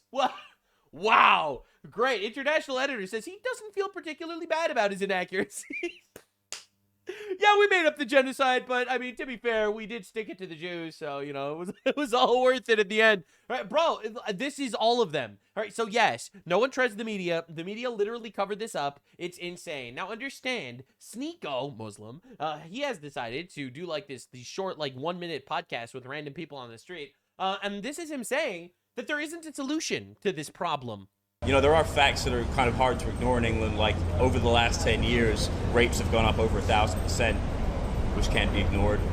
The thing in Belfast that happened recently with the beheading in the street, you hear about that? Yeah, there was a Sikh guy. That was horrible. Wrong. Liar. It wasn't a Sikh. It was a Muslim. It was a Sudanese Muslim. The Sikh was the guy who stabbed Henry Nowak.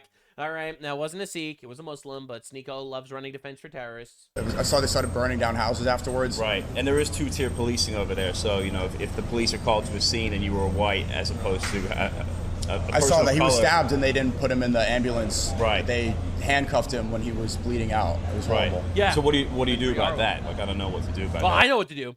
That's a problem. I don't think there's you deport all of them. Solutions for those. I think a lot of no those solutions. Crimes are amplified to make people more hateful. Yeah, I think we're just amplifying the crime. It's the Zionist media. The Zionist media is teaching you about how 250,000, except it's literally not reported in the media anywhere. And actually, there is a really, really obvious solution. And remigration, well, that's the moderate solution. Bro, you're not ready. You're not ready. I'm tired and you're not ready. Everyone's been telling me I needed to look at this, and I can't even believe what I am hearing just from the vibes around it. Apparently, Stephen A. Smith, this supposedly centrist-based guy that's very cool about things and level-headed, is defending Carmelo Anthony, the murderer. What is with the left and the infinite appeasements of criminals, rapists, and killers? I don't even know what to say. It's like for some people, you could be as based and level-headed as you want, and then all of a sudden, the tribalism kicks in, and bam! Bam, it's Africa, you know? Like, well, what am I even supposed to say? All right, so I'm getting worked up. I didn't even see the thing yet. Everyone told me I needed to see this. All right, let's go. To comment on this.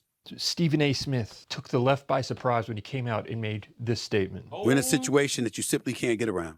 Carmelo Anthony murdered Austin Metcalf. Okay. Just because you're black. Put him to death. All right, he killed a guy. Death. I'm sorry. I'm really tired of this shit. Young with challenges that black folks face every single day doesn't give you a license to murder someone. As reasonable as this sounds, that sounds good. It starts to get weird. Wait, I was hold up. People were really hyping me. People were like, "Oh, bro, crashed out." He's like, and I was like, "No, there's no way he would." All right, so far so good.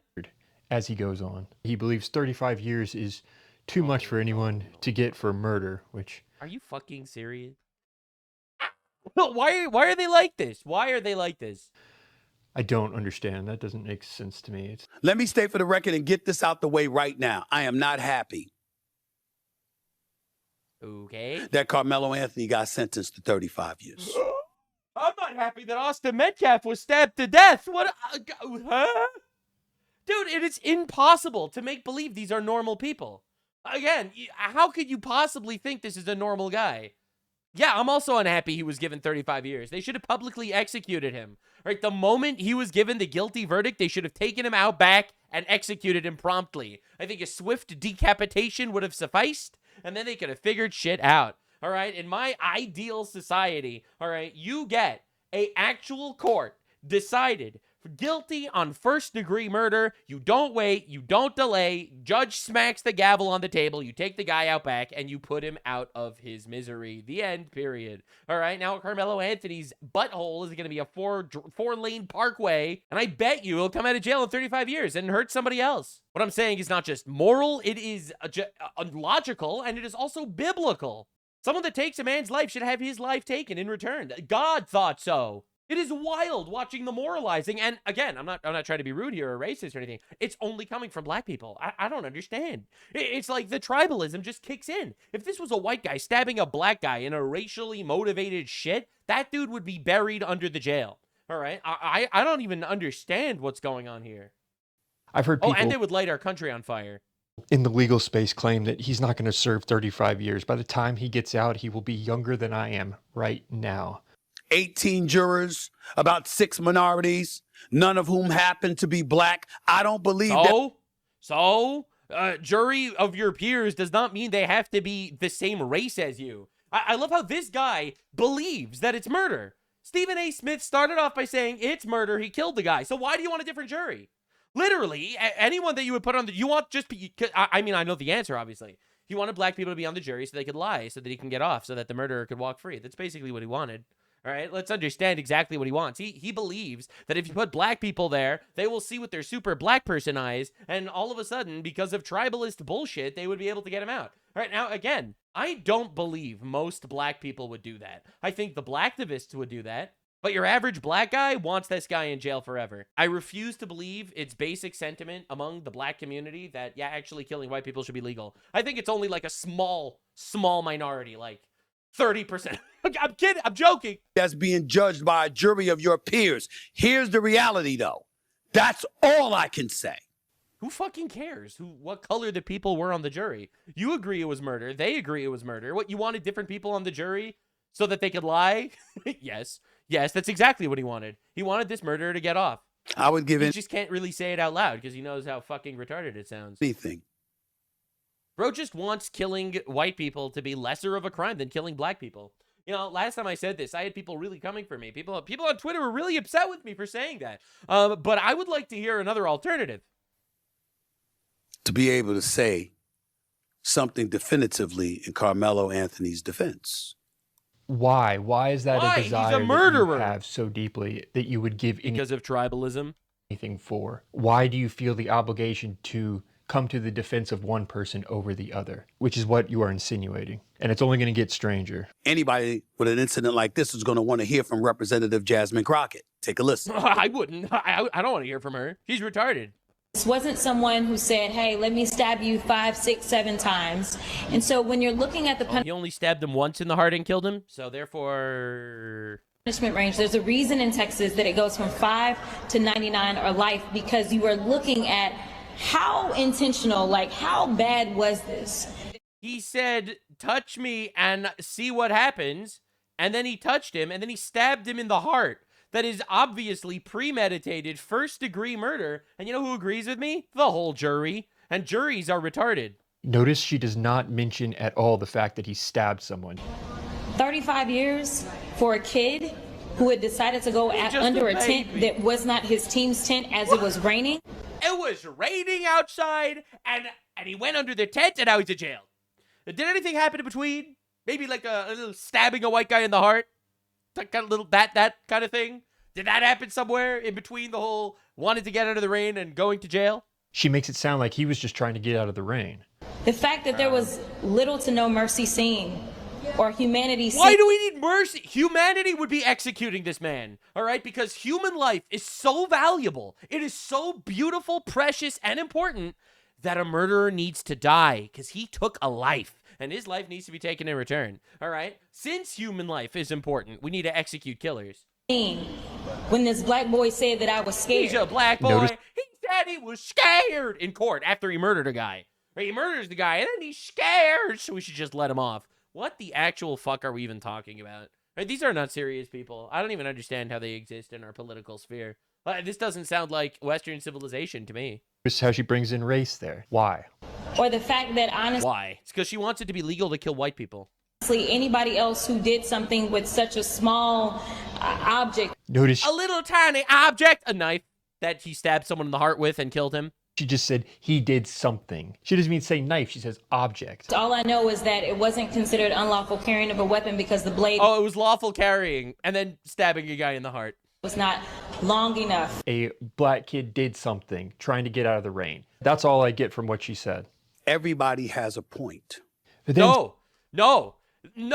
The blacktivist community that's saying this shit because they want to legalize the murder of white people actually don't have a point and should not be accepted in civilized society. Anyone who has that position, I'm not a racist or anything. Of course not. I just like staying alive, and I pick my subway seats, you know, dependent on the smallest chance of me losing my life, okay? I'm just saying. So the reality is, whether you're white or black, if you decide that you want to defend Carmelo Anthony, I think that you should be excised from public life. You should be fired from your job. I don't endorse canceling you. You just obviously want to legalize killing white people, and I don't think that's very nice. If you're not a citizen, you should absolutely be deported. I don't give a shit if he's from the Romulus tribe and he killed someone in the Klingon tribe. That shit doesn't fucking matter to me. He's a murderer, and now he needs to die. Period. The end. You disagree? You should probably be excised from public life and lose your voting rights.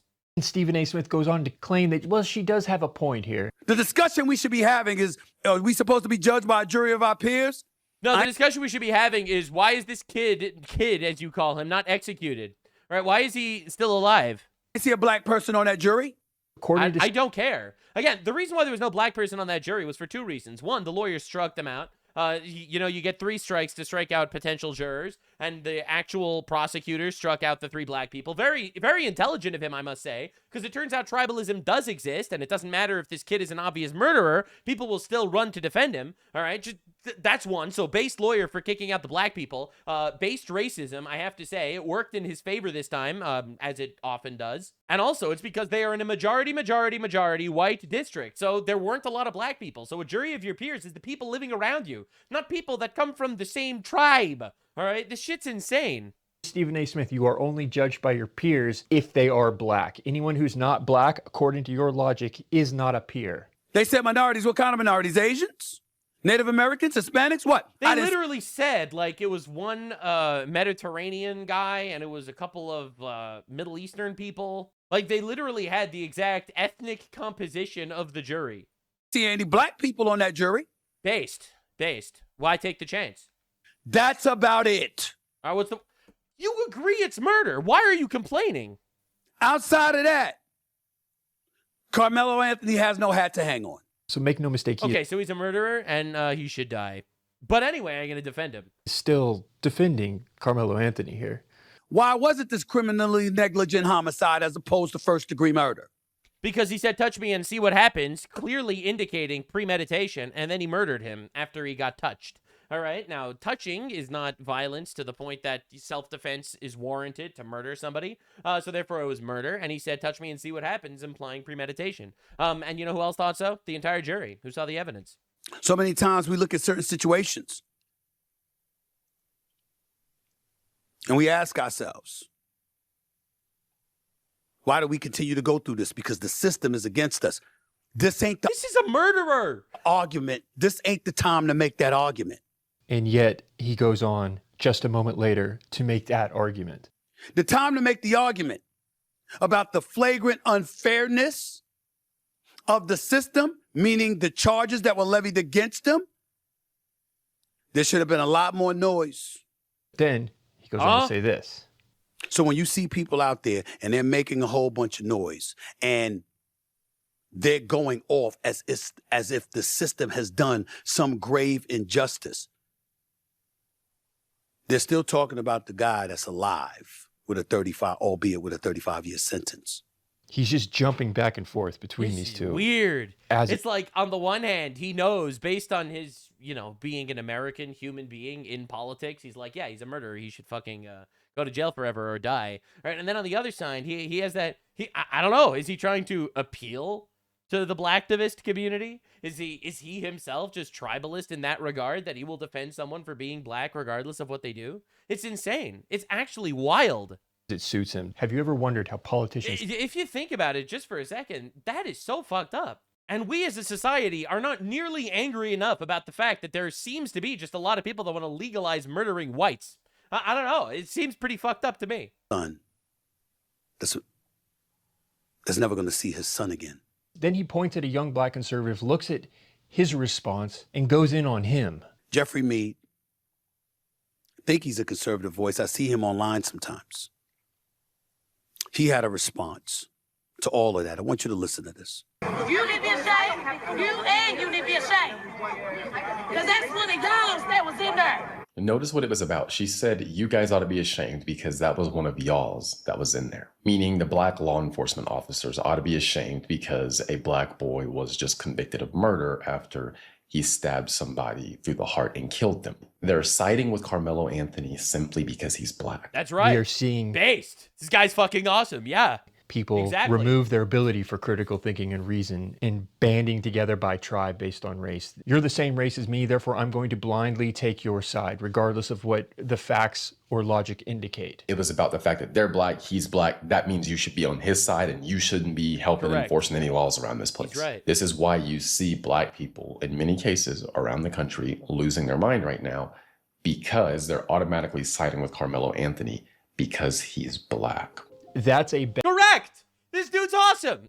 I think I've seen him floating around before either. I didn't know who he is. But yes, just all the thing. Completely correct. Absolutely correct. Bad thing, no matter how you want to cut it. This is one of our problems because when you're this pro-black, no matter what, it hijacks your ability to reason. Pointing that out is not wrong. He's right. Yet Stephen A. Smith goes on to claim it is. I mean, I would go a step further, and I think that all these people that are screaming about it, they actually just want to legalize murdering white people. All right, a lot of people don't want to take that extra step that I have. I've been called out by homosexuals, flagrant homosexuals, very upset at me for saying that that's obviously what they're doing when they are protesting on behalf of a murderer. Jeffrey Mead, I believe that's your name. Before I say anything in direct response to what you just articulated, I don't know you. I think you're conservative or whatever. What is this, like, fucking cringe-ass way of speaking? Before I address the thing that you said. He pauses for like 47 minutes for dramatic appeal. What are you doing here? Who the fuck are you? You're just a guy with a podcast. And that's fine. Get over yourself. I would ask you to be a little bit more sensitive. Please be sensitive to the murderer. Please be sensitive. These black folks only... They're simple people. They're just trying to legalize the murder of whites. And who are you? Who are you to criticize them for defending a murderer? Be a little more sensitive. Listen, man. You ever heard of slavery? Okay, what did he just say that is insensitive? I will not engage with any of your talking points, but I will call you insensitive. If what he just said is problematic and that's too insensitive, we're doomed. Yeah. As black people, let's stop talking as if We are black. We should be on the same side. You are literally doing the thing he was describing. black people have never suffered in this country. Slavery was here 300 years ago, so therefore murdering white people should be legal. I'm telling you, man. I'm trying to figure out another way to spin this. This is a murderer. Why is everyone like jumping? I mean, we know why. Why is everyone jumping hand over heel trying to defend this guy? That we don't have a reason to be suspect and to raise the proverbial eyebrow.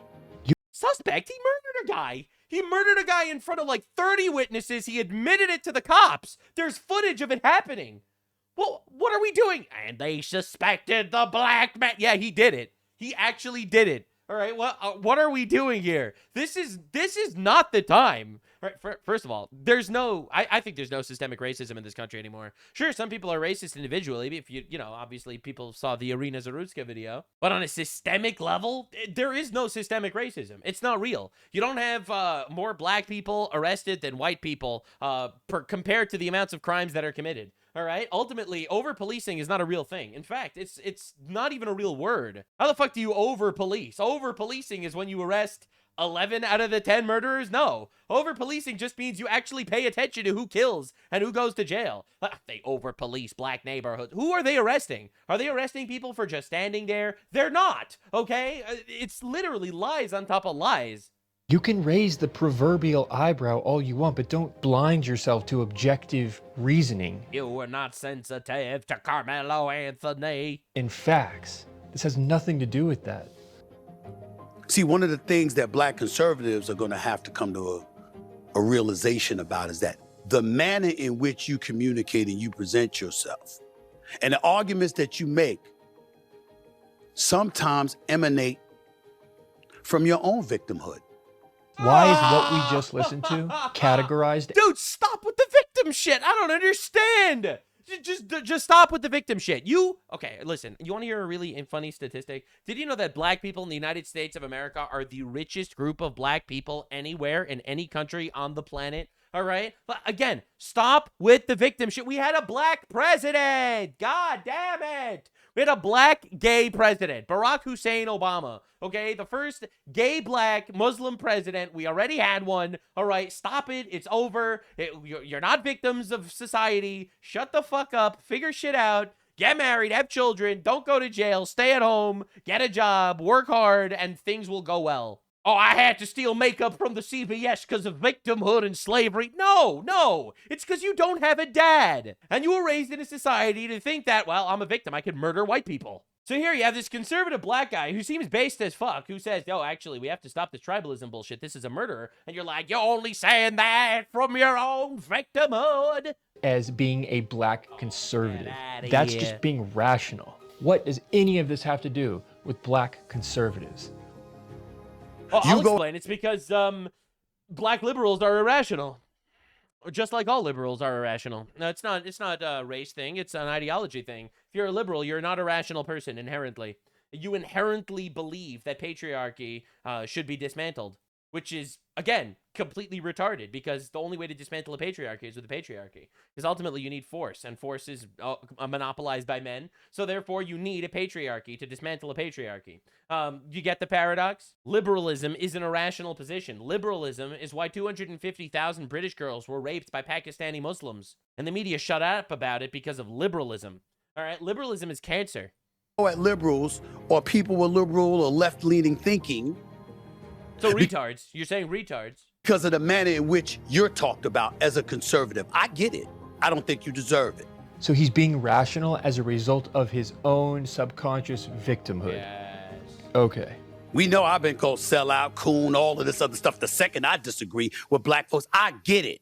Part of the reason you come at black folks is because they've done it to you. Or maybe you're coming at him because he's a murderer.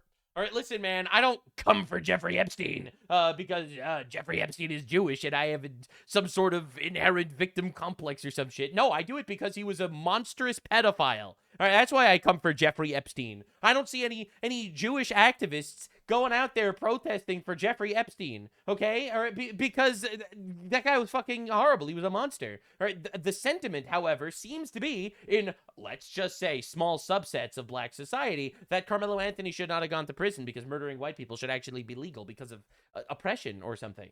Had me at the beginning, but then... Let's just be sensitive to that. In the same breath, being sensitive to that lets everybody understand Jeffrey Mead had points that are valid. What the fuck? The fuck am I listening to that? You're insensitive? How could you say that it's victim complex? But your points were valid. What the fuck are we... Dude, these people are so fucking cooked. Is this discourse on the left right now? Is the victimhood Olympics? Always has been. Always has been. Now, the new face of the left, I keep doing my best to make this guy the face of the left because, you know, he's terrorist. So, in my opinion. So, Hassan Piker is having a really, really very bad, no good, very bad day. And things are going very poorly for him. All right, turns out everyone on the left is canceling all of his events. People are closing down rallies just because he might be showing up. All right, this dude is right now an absolute nightmare to be around. He is a black cloud. All of his candidates that he endorses lose. He is just this dog-shocking, terror-supporting miasma of misery, and everyone is catching on. So first, Hassan has to react to his upset chatters because they're like, wait a second, we're watching you and we're really realizing you're like really LARPing as a revolutionary, you know? You're like, you're out here, you're fighting for Palestine or whatever. You're fighting for Palestine, but you're not really doing anything. You're just kind of sitting on your ass and making millions of dollars. Look to these unbelievably powerful forces and why they are so aggressively trying to thwart this movement. Yeah, no one's trying to thwart you, bro. We're making fun of you, and we're really grateful, honestly. I speak on behalf of every right-winger in America. Thank you, Hassan Piker, for becoming the face of the left. What is the left? Look, it's that guy. It's a foreign Turk that hates America, supports China. He supports Russia's invasion of Ukraine. He loves China's genocide of the Tibetans, and he supports terrorism around the world. That's him. That's the new left. Yes. Yes. Thank you, Hassan. Okay. I know it's really easy to just go on Twitter and be like, this guy is a sheepdog for the neoliberal Zionist Democratic Party. He just wants to take all this revolutionary potential of the masses and like feed it back in the Democratic Party. Revolutionary potential is when you say free Palestine on a live stream and make millions. But like, there's a reason why they're not going after hammer and sickle Twitter users, and they're going after my bitch ass. Okay. Yeah, because no one gives a fuck about these people. No one knows who they are. You have managed to gain some sort of fame. We know you have an entire chat of domestic terrorists and inbred retards. And honestly, it's great. It's really fun. My Democratic Party sheepdog ass is getting ass fucked on a daily fucking basis by numerous governments. Right. Why the fuck do you think they're not coming after you? Why? Based. Why is it my ass that's getting fucking gaped? Yeah, because you're a terrorist supporter. Because you're a terrorist supporter. Why? I've been doing this shit for a decade. And until recently, until I decided to become more active in this part, in the electoral route a little bit, and actually put a couple fucking numbers on the leaderboard, ain't nobody was gaping my ass.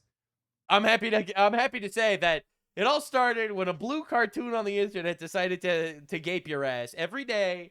And I have to say, the snowball took off. All right, Pegasus started his legendary series inspired by me, I'll have you know. Asmongold used to make believe that Hassan was just a guy with different opinions. Now he's like, yeah, this guy fucking is terrorism. He likes terrorism. What's going on? I'm just saying, I am just noticing that this is very entertaining.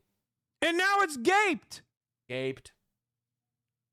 Why do you think that's the case? Terrorist. Why are they not yelling at you? Terrorism. You got the radical points. You're posting about Yahya Sinwar all day. Why are they not treating you in the same way? Because people know who you are. No one knows who these people are. I don't even got a problem with that posting, too. And yet you yell at... I don't even have a problem with you glazing Yahya Sinwar, the orchestrator of October 7th, and the reason why so many Palestinians died in Gaza. The guy who started the war that got all of them killed. Now, I just have to say, also, like, Roseanne Barr, She ran for president a couple times, very famous. I have to say, the GOAT. I love how you have gone after what's his name, Piker. That's right. I did do that, actually. Thank you for noticing. Yeah, I'm kind of having good. So anyway, Hassan, very upset. All of his events are getting canceled. This is him in his communist, pro-imperialist, Chinese fucking retard outfit, talking about how he's so mad that he's getting blacklisted from events everywhere because terrorism. Fuck. Ah, that was very good. That was very nice. I like that a lot. Oh, I like that a lot. Now, for the full context, this is him crying about it. Appear. Why are they all canceling? I think part of it is because I'm appearing. Terrorism. Yeah, people don't like terrorism is not good, actually. And most people realize that intuitively. God damn, dude. Oh, yeah, dude. This shit is so ass. Oh, look how mad he is. Oh, God. Oh, it's so fucking nasty. Oh, I like it. It's great. When did this get posted? Bro, this just happened 20 minutes ago. W? What the fuck? Dude wakes up, opens Twitter, realizes a different group of people just does not want to be anywhere near this guy. Live Nation blacklisted us? Wait, what? Let's go! I don't like this. There's something strange it's the Jews, probably. taking place here. The Jews did it. I'm going to be honest with you. Yeah. W Jews. I mean, there's a new element of danger involved Get with ready. this, This is amazing. situation now that it's like literally an unsanctioned outdoor event. There is a level of danger for Hassan Piker to go to an unsanctioned event. These major venues, these massive venues are indoors. There's a level of security involved. Okay, Hassan, the terrorists are on your side, so you'll be fine. I mean, the security calculation has changed dramatically. It feels like a level of coordination that I did not fucking think would take place Let's at go. all. Turns out people hate him more than he could have possibly anticipated. And he, honestly, an even funnier point that not enough people are noticing. This guy is LARPing as a revolutionary, and he's afraid to go to a rally full of his own fuck faces to promote Palestine or whatever the fuck he fights for in America. Fuck. Ah, the catharsis, baby. Let's go. Nothing All is right, we're working heading out for him. I'm gonna call the Uber. All right, we're live. All right, we're live. I'm back. He's so brave. Hello, welcome. We are currently on our way to an undisclosed location. And Uber driver gonna be, hello, senor. You suck your dog, senor. I recognize you. Where I will be interviewing the three candidates That's that right. Undisclosed location. He's too scared. participated in the protest today after the rally that we were supposed to do together got canceled. Okay, we're pulling it. All right. It's fucking ridiculous. Ridiculous. Everyone hates him. It sucks. I hate this shit. Aw, poor Hassan. So the rally ended? Facing the consequences of his own actions. The rally ended. It was a good turnout. It was like 600 And then he shows up for the rally. people. With his, dude, the Muslims are blacklisting him for being too. Oh, it's just so fucking awesome. And then he eventually shows up. Oh, you came too late. It's all over already, Hassan. What, you thought they would wait for you because you're like some celebrity or something? 600 people? Yeah. Chad was saying it's 6,000 people, but they were exaggerating. There was like 600 probably, 700 people. Well, at first we actually thought you were coming. Bro, the Democratic Socialists of America. This is a borderline, in my opinion, terrorist organization. All right, the guy that murdered the two Israeli Christians in Washington, D.C. was part of the Democratic Socialists of America. The Charlie Kirk assassin was tied to the Democratic Socialists of America. Rally. Yeah. So we had a bunch of security. We had 13 security guards there. Yo, Hassan, your boy Ahmed, he did not wait for you. Ready to go. We're like, just in case. RealWorks pulls out, says it's an HVAC issue. And we're like, okay, maybe it's an HVAC issue. We had some suspicions, but he seemed genuine. And after that, we started scrambling, found another venue, the Ogden Theater. They cancel right after we signed the contract. So again, both venues signed contracts, they cancel. We signed contracts, and the guy was like, "Oh, this is Hassan Piker. No, we don't do venue for Hassan Piker." So what was their response? It's very bad for Why this are they guy. all canceled? Today, we go in there, and he looks pretty emotional.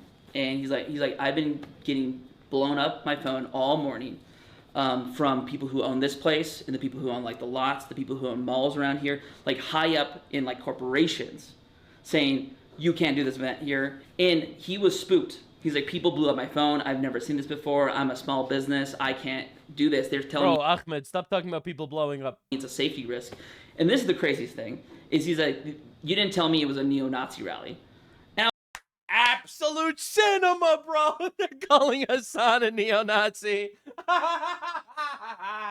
It doesn't get any better. I was like, okay, what? And you were there. I was shocked. Yeah, I was shocked when he said that. I called up another venue. He didn't even know, but like, hey, let me talk to my partner. He's like, I reached out to my partner, some folks in the business community who are available, but I can't go with this. People are telling me not to book your event. Called another venue, same story. The face when you realize you're blacklisted from everywhere because it turns out calling and supporting terrorist organizations who have the credo of fucking murdering Jews, it turns out that is not very appealing to your average guy.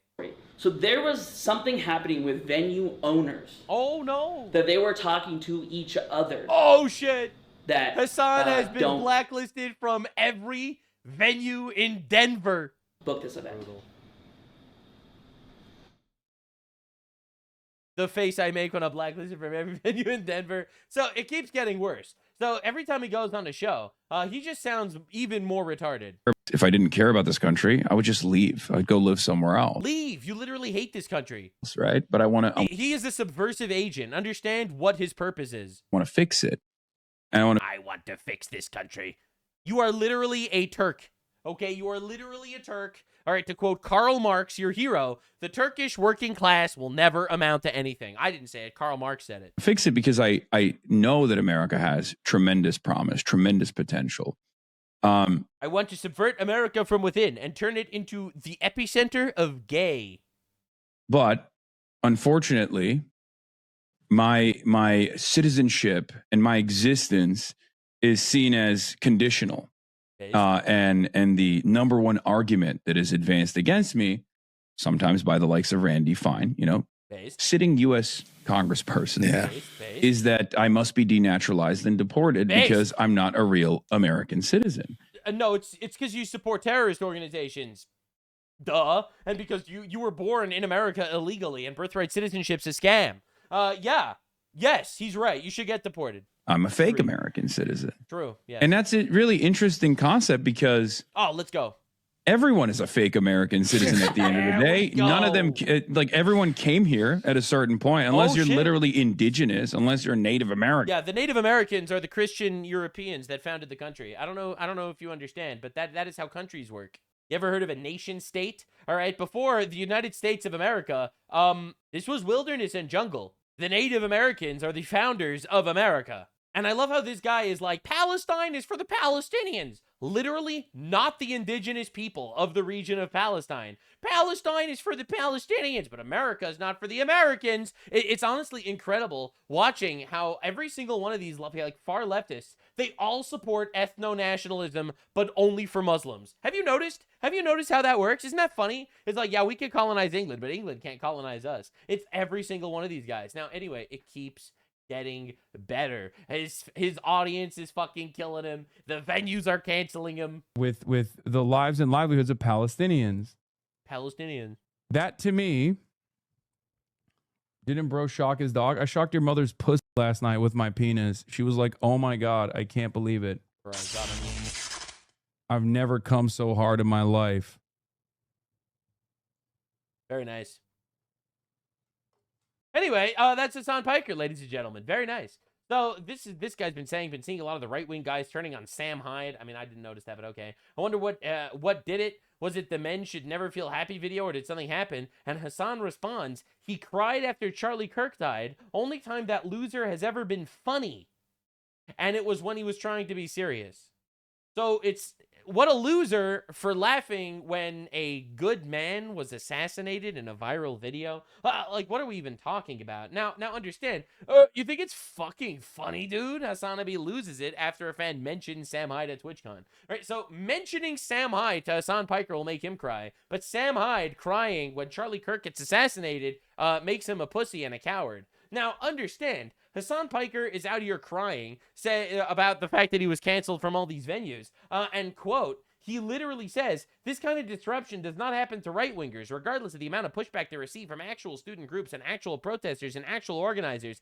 First of all, that is not true. Well, when have you ever seen Nick Fuentes have some sort of rally at a venue? It doesn't exist. All right, he's been absolutely canceled from all these places, and I've been told Nick Fuentes is much worse than Hassan Piker. You're retarded if you think so. Hassan Piker is infinitely worse than Nick Fuentes. I've never heard Nick Fuentes call for violence ever. Hassan does it like daily. All right, they never do this for Ben Shapiro.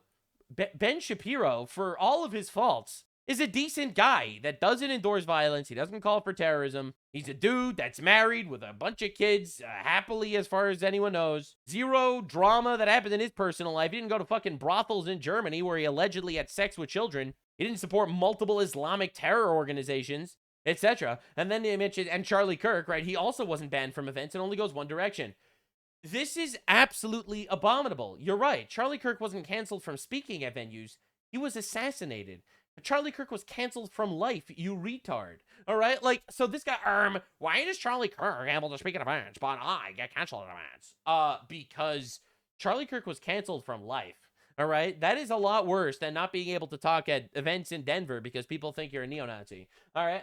Understand. And also, in regards to Charlie Kirk, Hassan Piker, and in my opinion, this is a reason enough to never give you a venue ever. All right? Again, the guy that assassinated Charlie Kirk was a guy who was tied to the Democratic Socialists of America, a movement that Hassan supports a lot. All right? Now, understand, Hassan has been celebrating Charlie Kirk's death on stream almost every single day. Now, I know I keep tags on our favorite Turkish roach. All right? So I know that this happens. I pulled up a couple of examples, but he does this daily. And oh no, we're not going to make it to 20.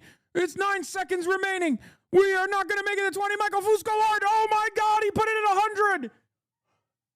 Oh my God. Communist begging for money, by the way. God. Okay, this is a special level 20 hype train. All right, what's the reward for him making thousands of dollars? Level 19 complete. We're at level 20 hype train, so of course we have to do this. A voice in the storm, a man of conviction, a heart reborn. Buzzer beater. He spoke the truth when the cost was high. He lived for Jesus, unafraid to die. We are Charlie Kirk. We carry the flame. This guy's a monster, is what I'm trying to say. All right, so that's one example, and he does this all the time. All right, he has Arabic Charlie Kirk as well. But let's do. What is this? What the fuck is this, bro? Yeah, so you gotta play reggae Charlie Kirk and Arabic Charlie Kirk. Yeah, yeah, guys. Isn't this fun? Isn't this awesome? All right, so this is Hassan Piker a couple years ago, before Charlie Kirk was assassinated, obviously. I'm ready for the great cleansing, dude. Cleansing? The cleansing. What cleansing? When we genocide conservatives in this country. Are you gonna be out in the streets with your Glock? Maybe. I gotta go back to Nebraska and grab it. What about Democratic mayors? It's like, what the f are you talking about, dude? We're f***ing talking about socialized medicine, and you f***ing turn around and you f***ing ask a question about murderous cities and their Democratic mayors. I want to f***ing kill him, dude. I want to kill. Whoa! In a video game. I meant it's just not in a video game setting. I wanna own him in a video game setting. Oh Jesus! Okay. Yeah. Again, Hassan has been salivating for wanting to kill Charlie Kirk for years. Charlie Kirk gets assassinated, and he just celebrates the assassination of Charlie Kirk on a stream every single day. Now, Hassan's friend, Idubs, recently had a bit of an oopsie-poopsie. Idubs, basically, from what I understand, called Ethan Klein, a YouTuber, a liberal, by the way, just not a radical leftist, called him a pedophile that raped his own children, which is pretty horrible. Now, I don't know the full context, but that is pretty bad, I would say. Now, Ethan sues this guy for defamation, which it obviously is, and then this is Hassan Piker's response to it. Yeah, every time Idubs has apologized, he's been really careful to point out the tweeting question over and over, and Ethan still refuses to sue Destiny. Yeah. It is Israel behavior. It is. It is literally, it is. Which is Israel behavior is when a Jew sues someone that slandered him for raping his own kids. That's Israel behavior, but he's just criticizing the state of Israel. He loves Jews, but suing a goy that's slandering you for raping your own kids. Ah, it's Israel behavior. It's really funny because Dan Saltman apparently, I saw someone point out that he wants to now take every time I've said this is spiritually Israeli and be like, this is spiritually Mexican. Okay. And with the AI, change my words and then mass promote that to make it seem like I'm being racist. Like if it was any other country, it's like, yeah. Yes. If someone said this is spiritually South African during apartheid South Africa, I don't think people would be fucking complaining, you know? Dude, every Muslim country is apartheid. It's crazy that he plays these favorites. I mean, unless he's just an Islamic extremist that loves and supports Islamic terrorism. Well, in that case, it makes sense. But if you consider this from a Western lens, actually, this is pretty fucking horrible. So yes, not wanting to get sued by a litigious Jew is Israel behavior. I actually wanted to cover this briefly, this story with iDubbbz, Hassan's friend, retard, who slandered a guy, because he released a little apology video. And oh me, oh my, I love when a radical leftist is forced to release an apology video, not because they feel bad, obviously, but because they're afraid of getting sued. Now, I'll just to be clear, there's major discourse around this. I know I didn't get involved with it because I actually don't really care about like the nitty-gritty YouTube drama aspect of it at this point, but I will make my opinion known. So, Moist Critical apparently released a video saying, of course, slandering Ethan is bad. You should not slander people to say that they raped their own kids. But also, Ethan suing iDubbbz is bad because using lawsuits to silence criticism is not ever a good way to go. I think that take is shit, I'm not gonna lie. It is not easy to win a slander lawsuit. Even in Canada, where it's a lot easier than the United States, it's still not easy. So if you could prove that he slandered you in court, then yes, you should obliterate him. To, you know, stop the lies. And then maybe the next guy will be scared to lie. Actually, the reason why we have a legal system is so that you can absolutely obliterate your enemies legally. This isn't little gay YouTube drama. And also, this is off the back of iDubbbz and Hassan and all these other people essentially trying to get CPS to take Ethan's children from him because apparently he doesn't hate Israel enough or something. Which, again, it's literally the focal point of these people's lives is Palestinians starting wars and losing them because they're stupid people. They are. It's not my fault that they have an average IQ of 67. It's literally not my fault. Now, anywho, I want to see his apology because leftist groveling is always fun. Hello, everyone. I am going to be talking about a very important main channel video apology. And heavy topic for me. If you're unfamiliar with the context of any of this, I'll give you a brief rundown. But that is not the main purpose of this video. I do think it's important to share a little bit of my side of the story. All right, but here we go. My side of the story. Why I basically accused him of raping his own kids. I don't want to take away from the purpose of this video, and that is to apologize to Ethan Klein and his family, especially his kids. Basically, Ethan is suing me for having rebroadcasted a statement made by Destiny. Destroy your enemies, actually. Actually, that's awesome. Destroy your enemies legally. Based Israeli behavior. What do you want me to say? On my stream, I did display the very disgusting comment for 40 minutes. And 40 minutes? It was wrong. It was a comment from Destiny, and I even said that I don't agree with it, but it sort of highlights how you fucking take a gigantic poster, you poster it all over the city, gigantic poster saying that, you know, X rapes his own kids, and then you state, but I don't agree with this poster. I see. I knew that it was a wrong thing to put out there into the universe and show people. You know, regardless of the point I was making, it was wrong. I was angry, and I was like, how do I get this guy to, one, not clip me, not mock me and harass me on his live stream? I was angry, which is why I slandered him. That is not a great way to win a court case, by the way. All right, if this actually does go to court, which I think Ethan is dropping the lawsuit because he's making this whole apology, saying that you did it because you were angry proves that you had malicious intent. Stream. And two, this guy's a fucking bully. No, he's a bully. So I'm going to slander him that he rapes his own kids. Okay? I'm angry. Also, Mr. Glasshouses, you threw the first stone with your content cop. That this multimillionaire is silencing people and suing people who have a much smaller audience than he does. Who cares? No one is. You, as a human, are not allowed to slander him or he'll sue you. I don't understand. This has nothing to do with smaller audience bullying and silencing. He's suing you for defaming him. And, you know, can barely defend themselves. And so I'm angry. I don't like bullies. So I wanted to do something that would... I don't like bullies, so I spread a lie that he rapes his own kids. Okay. Have an impact. And, without checking in with myself of whether or not that was a right or wrong thing to do. I justified it in my head at the time. I was like, okay, well, it's not my words. And it's actually said by a really bad guy, Destiny. Not a fan of that guy. It's very clear that it was never the right thing to do. It was a comment about Ethan and his children, and it was disgusting. I said so what you're saying is you fucked around, and now you are finding out?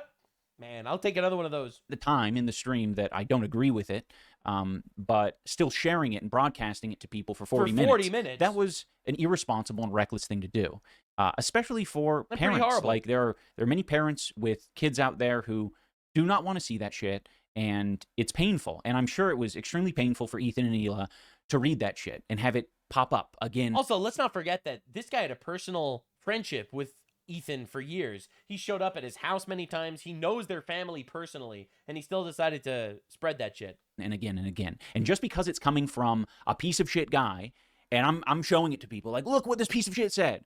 It's wrong. It's wrong to do. And I didn't come to this overnight, right? Like, to be frank, I'm angry. I do not like Ethan. I think he's doing a lot of damage to people online. Irrelevant. And it What damage is he doing to people online? I don't understand. What damage is he doing to people online? Oh, he criticizes me and now I can't support Palestine. It changed the way that I was thinking about it. I didn't think about it. I didn't ground myself. I didn't think about, who is actually being affected. Bro, after all that empathy he gained, he forgot that accusing someone of raping their own kids is rude. Damn, bro, I hate when that happens. In this instance. And when you have so much empathy, you just have to accuse an innocent man of raping his kids. You know what I'm saying? Happens to people all the time. Ethan's family and his kids are being affected. I just because I don't like Ethan, I think it's wrong to find an attack vector that is his kids. It's foul. It's not okay. He's making this whole video. I'm foul. I'm not okay. And he's only doing it because he got sued. Right? You know what? Explain to me now how the lawsuit wasn't worth it. The lawsuit was based. All right, now you got the guy who spread this lie to come out, apologize, main channel. Dude, just a W. And I think it was wrong for me to use the Destiny screenshot as a cudgel to make my point. I didn't need to use the Destiny screenshot to make my point. There's a million other ways I could have done it, but I didn't. And I regret that I didn't, and I regret that I ever put that screenshot on my live stream. That's the main reason why I feel like I do need, for myself, for my soul, to own up to this and acknowledge that I went too far. It wasn't okay. Ethan and Hila and their family do not deserve. I'm so sorry I went too far. Now, please retract the lawsuit, please. Deserve that. At the end of the day, whatever happens with the lawsuit is what it is. For myself, I needed to make it known on the internet that what I did was wrong, and I don't want to be that person. I don't want to behave that way. I want to make content that I'm proud of. I don't want to give in. What the fuck content? What are you making content that you're proud of? Bro. To a harassment back and forth online. I want to put my energy into You started it, man. Making content that I can be proud of, These and guys, I'm the not going to cry be bullies, ashamed of, because I lost the plot. I want to stay focused. I want to check in with myself and know what it is I want to be and what I want to do and what message I want to spread. And this isn't a message I want to spread. So I'm sorry to Ethan and Hila. What message does he spread? And your family. You guys didn't deserve that. I'm going to think about all of this a lot more, I'm sure. But for now, I really do want to just get back to making the content that I want to make. Having said all that, I wish everyone the best. I genuinely want to see a better world, and I do not want to be a contributor to what makes it terrible. So, well, too bad you are. Anyway, H3 responded apparently. Hi, Ian. Appreciate the thoughtful apology. It means a lot. I've instructed my attorneys to drop the lawsuit entirely. Based litigious Jew, Israel behavior. You see, if Hamas would have just given back the hostages, Gaza would not have been decimated. There's a lot we can learn from this. Thank you for watching. I hope you enjoyed. Happy 250. Life's been busy on my end, but I've been trying to crank out the high-quality content regardless. I've decided on less uploads, but higher quality, as opposed to just spamming uploads. I feel like I'm covering important things, and I don't see a lot of people cover it in the same fashion that I do. So I owe it to you to do the research and do the work and actually put the videos together in the best way that I possibly can. So once again, super grateful for all of you. Definitely subscribe, share the videos. YouTube won't. I unfortunately, if you don't like rape, then YouTube thinks that you're too edgy. I'd be like, hey, Islamic grooming gang's bad, and YouTube be like, hey, bigotry much? So yeah, anyway, definitely subscribe. I'll see you in the next one. Big kisses. See you later. Bye.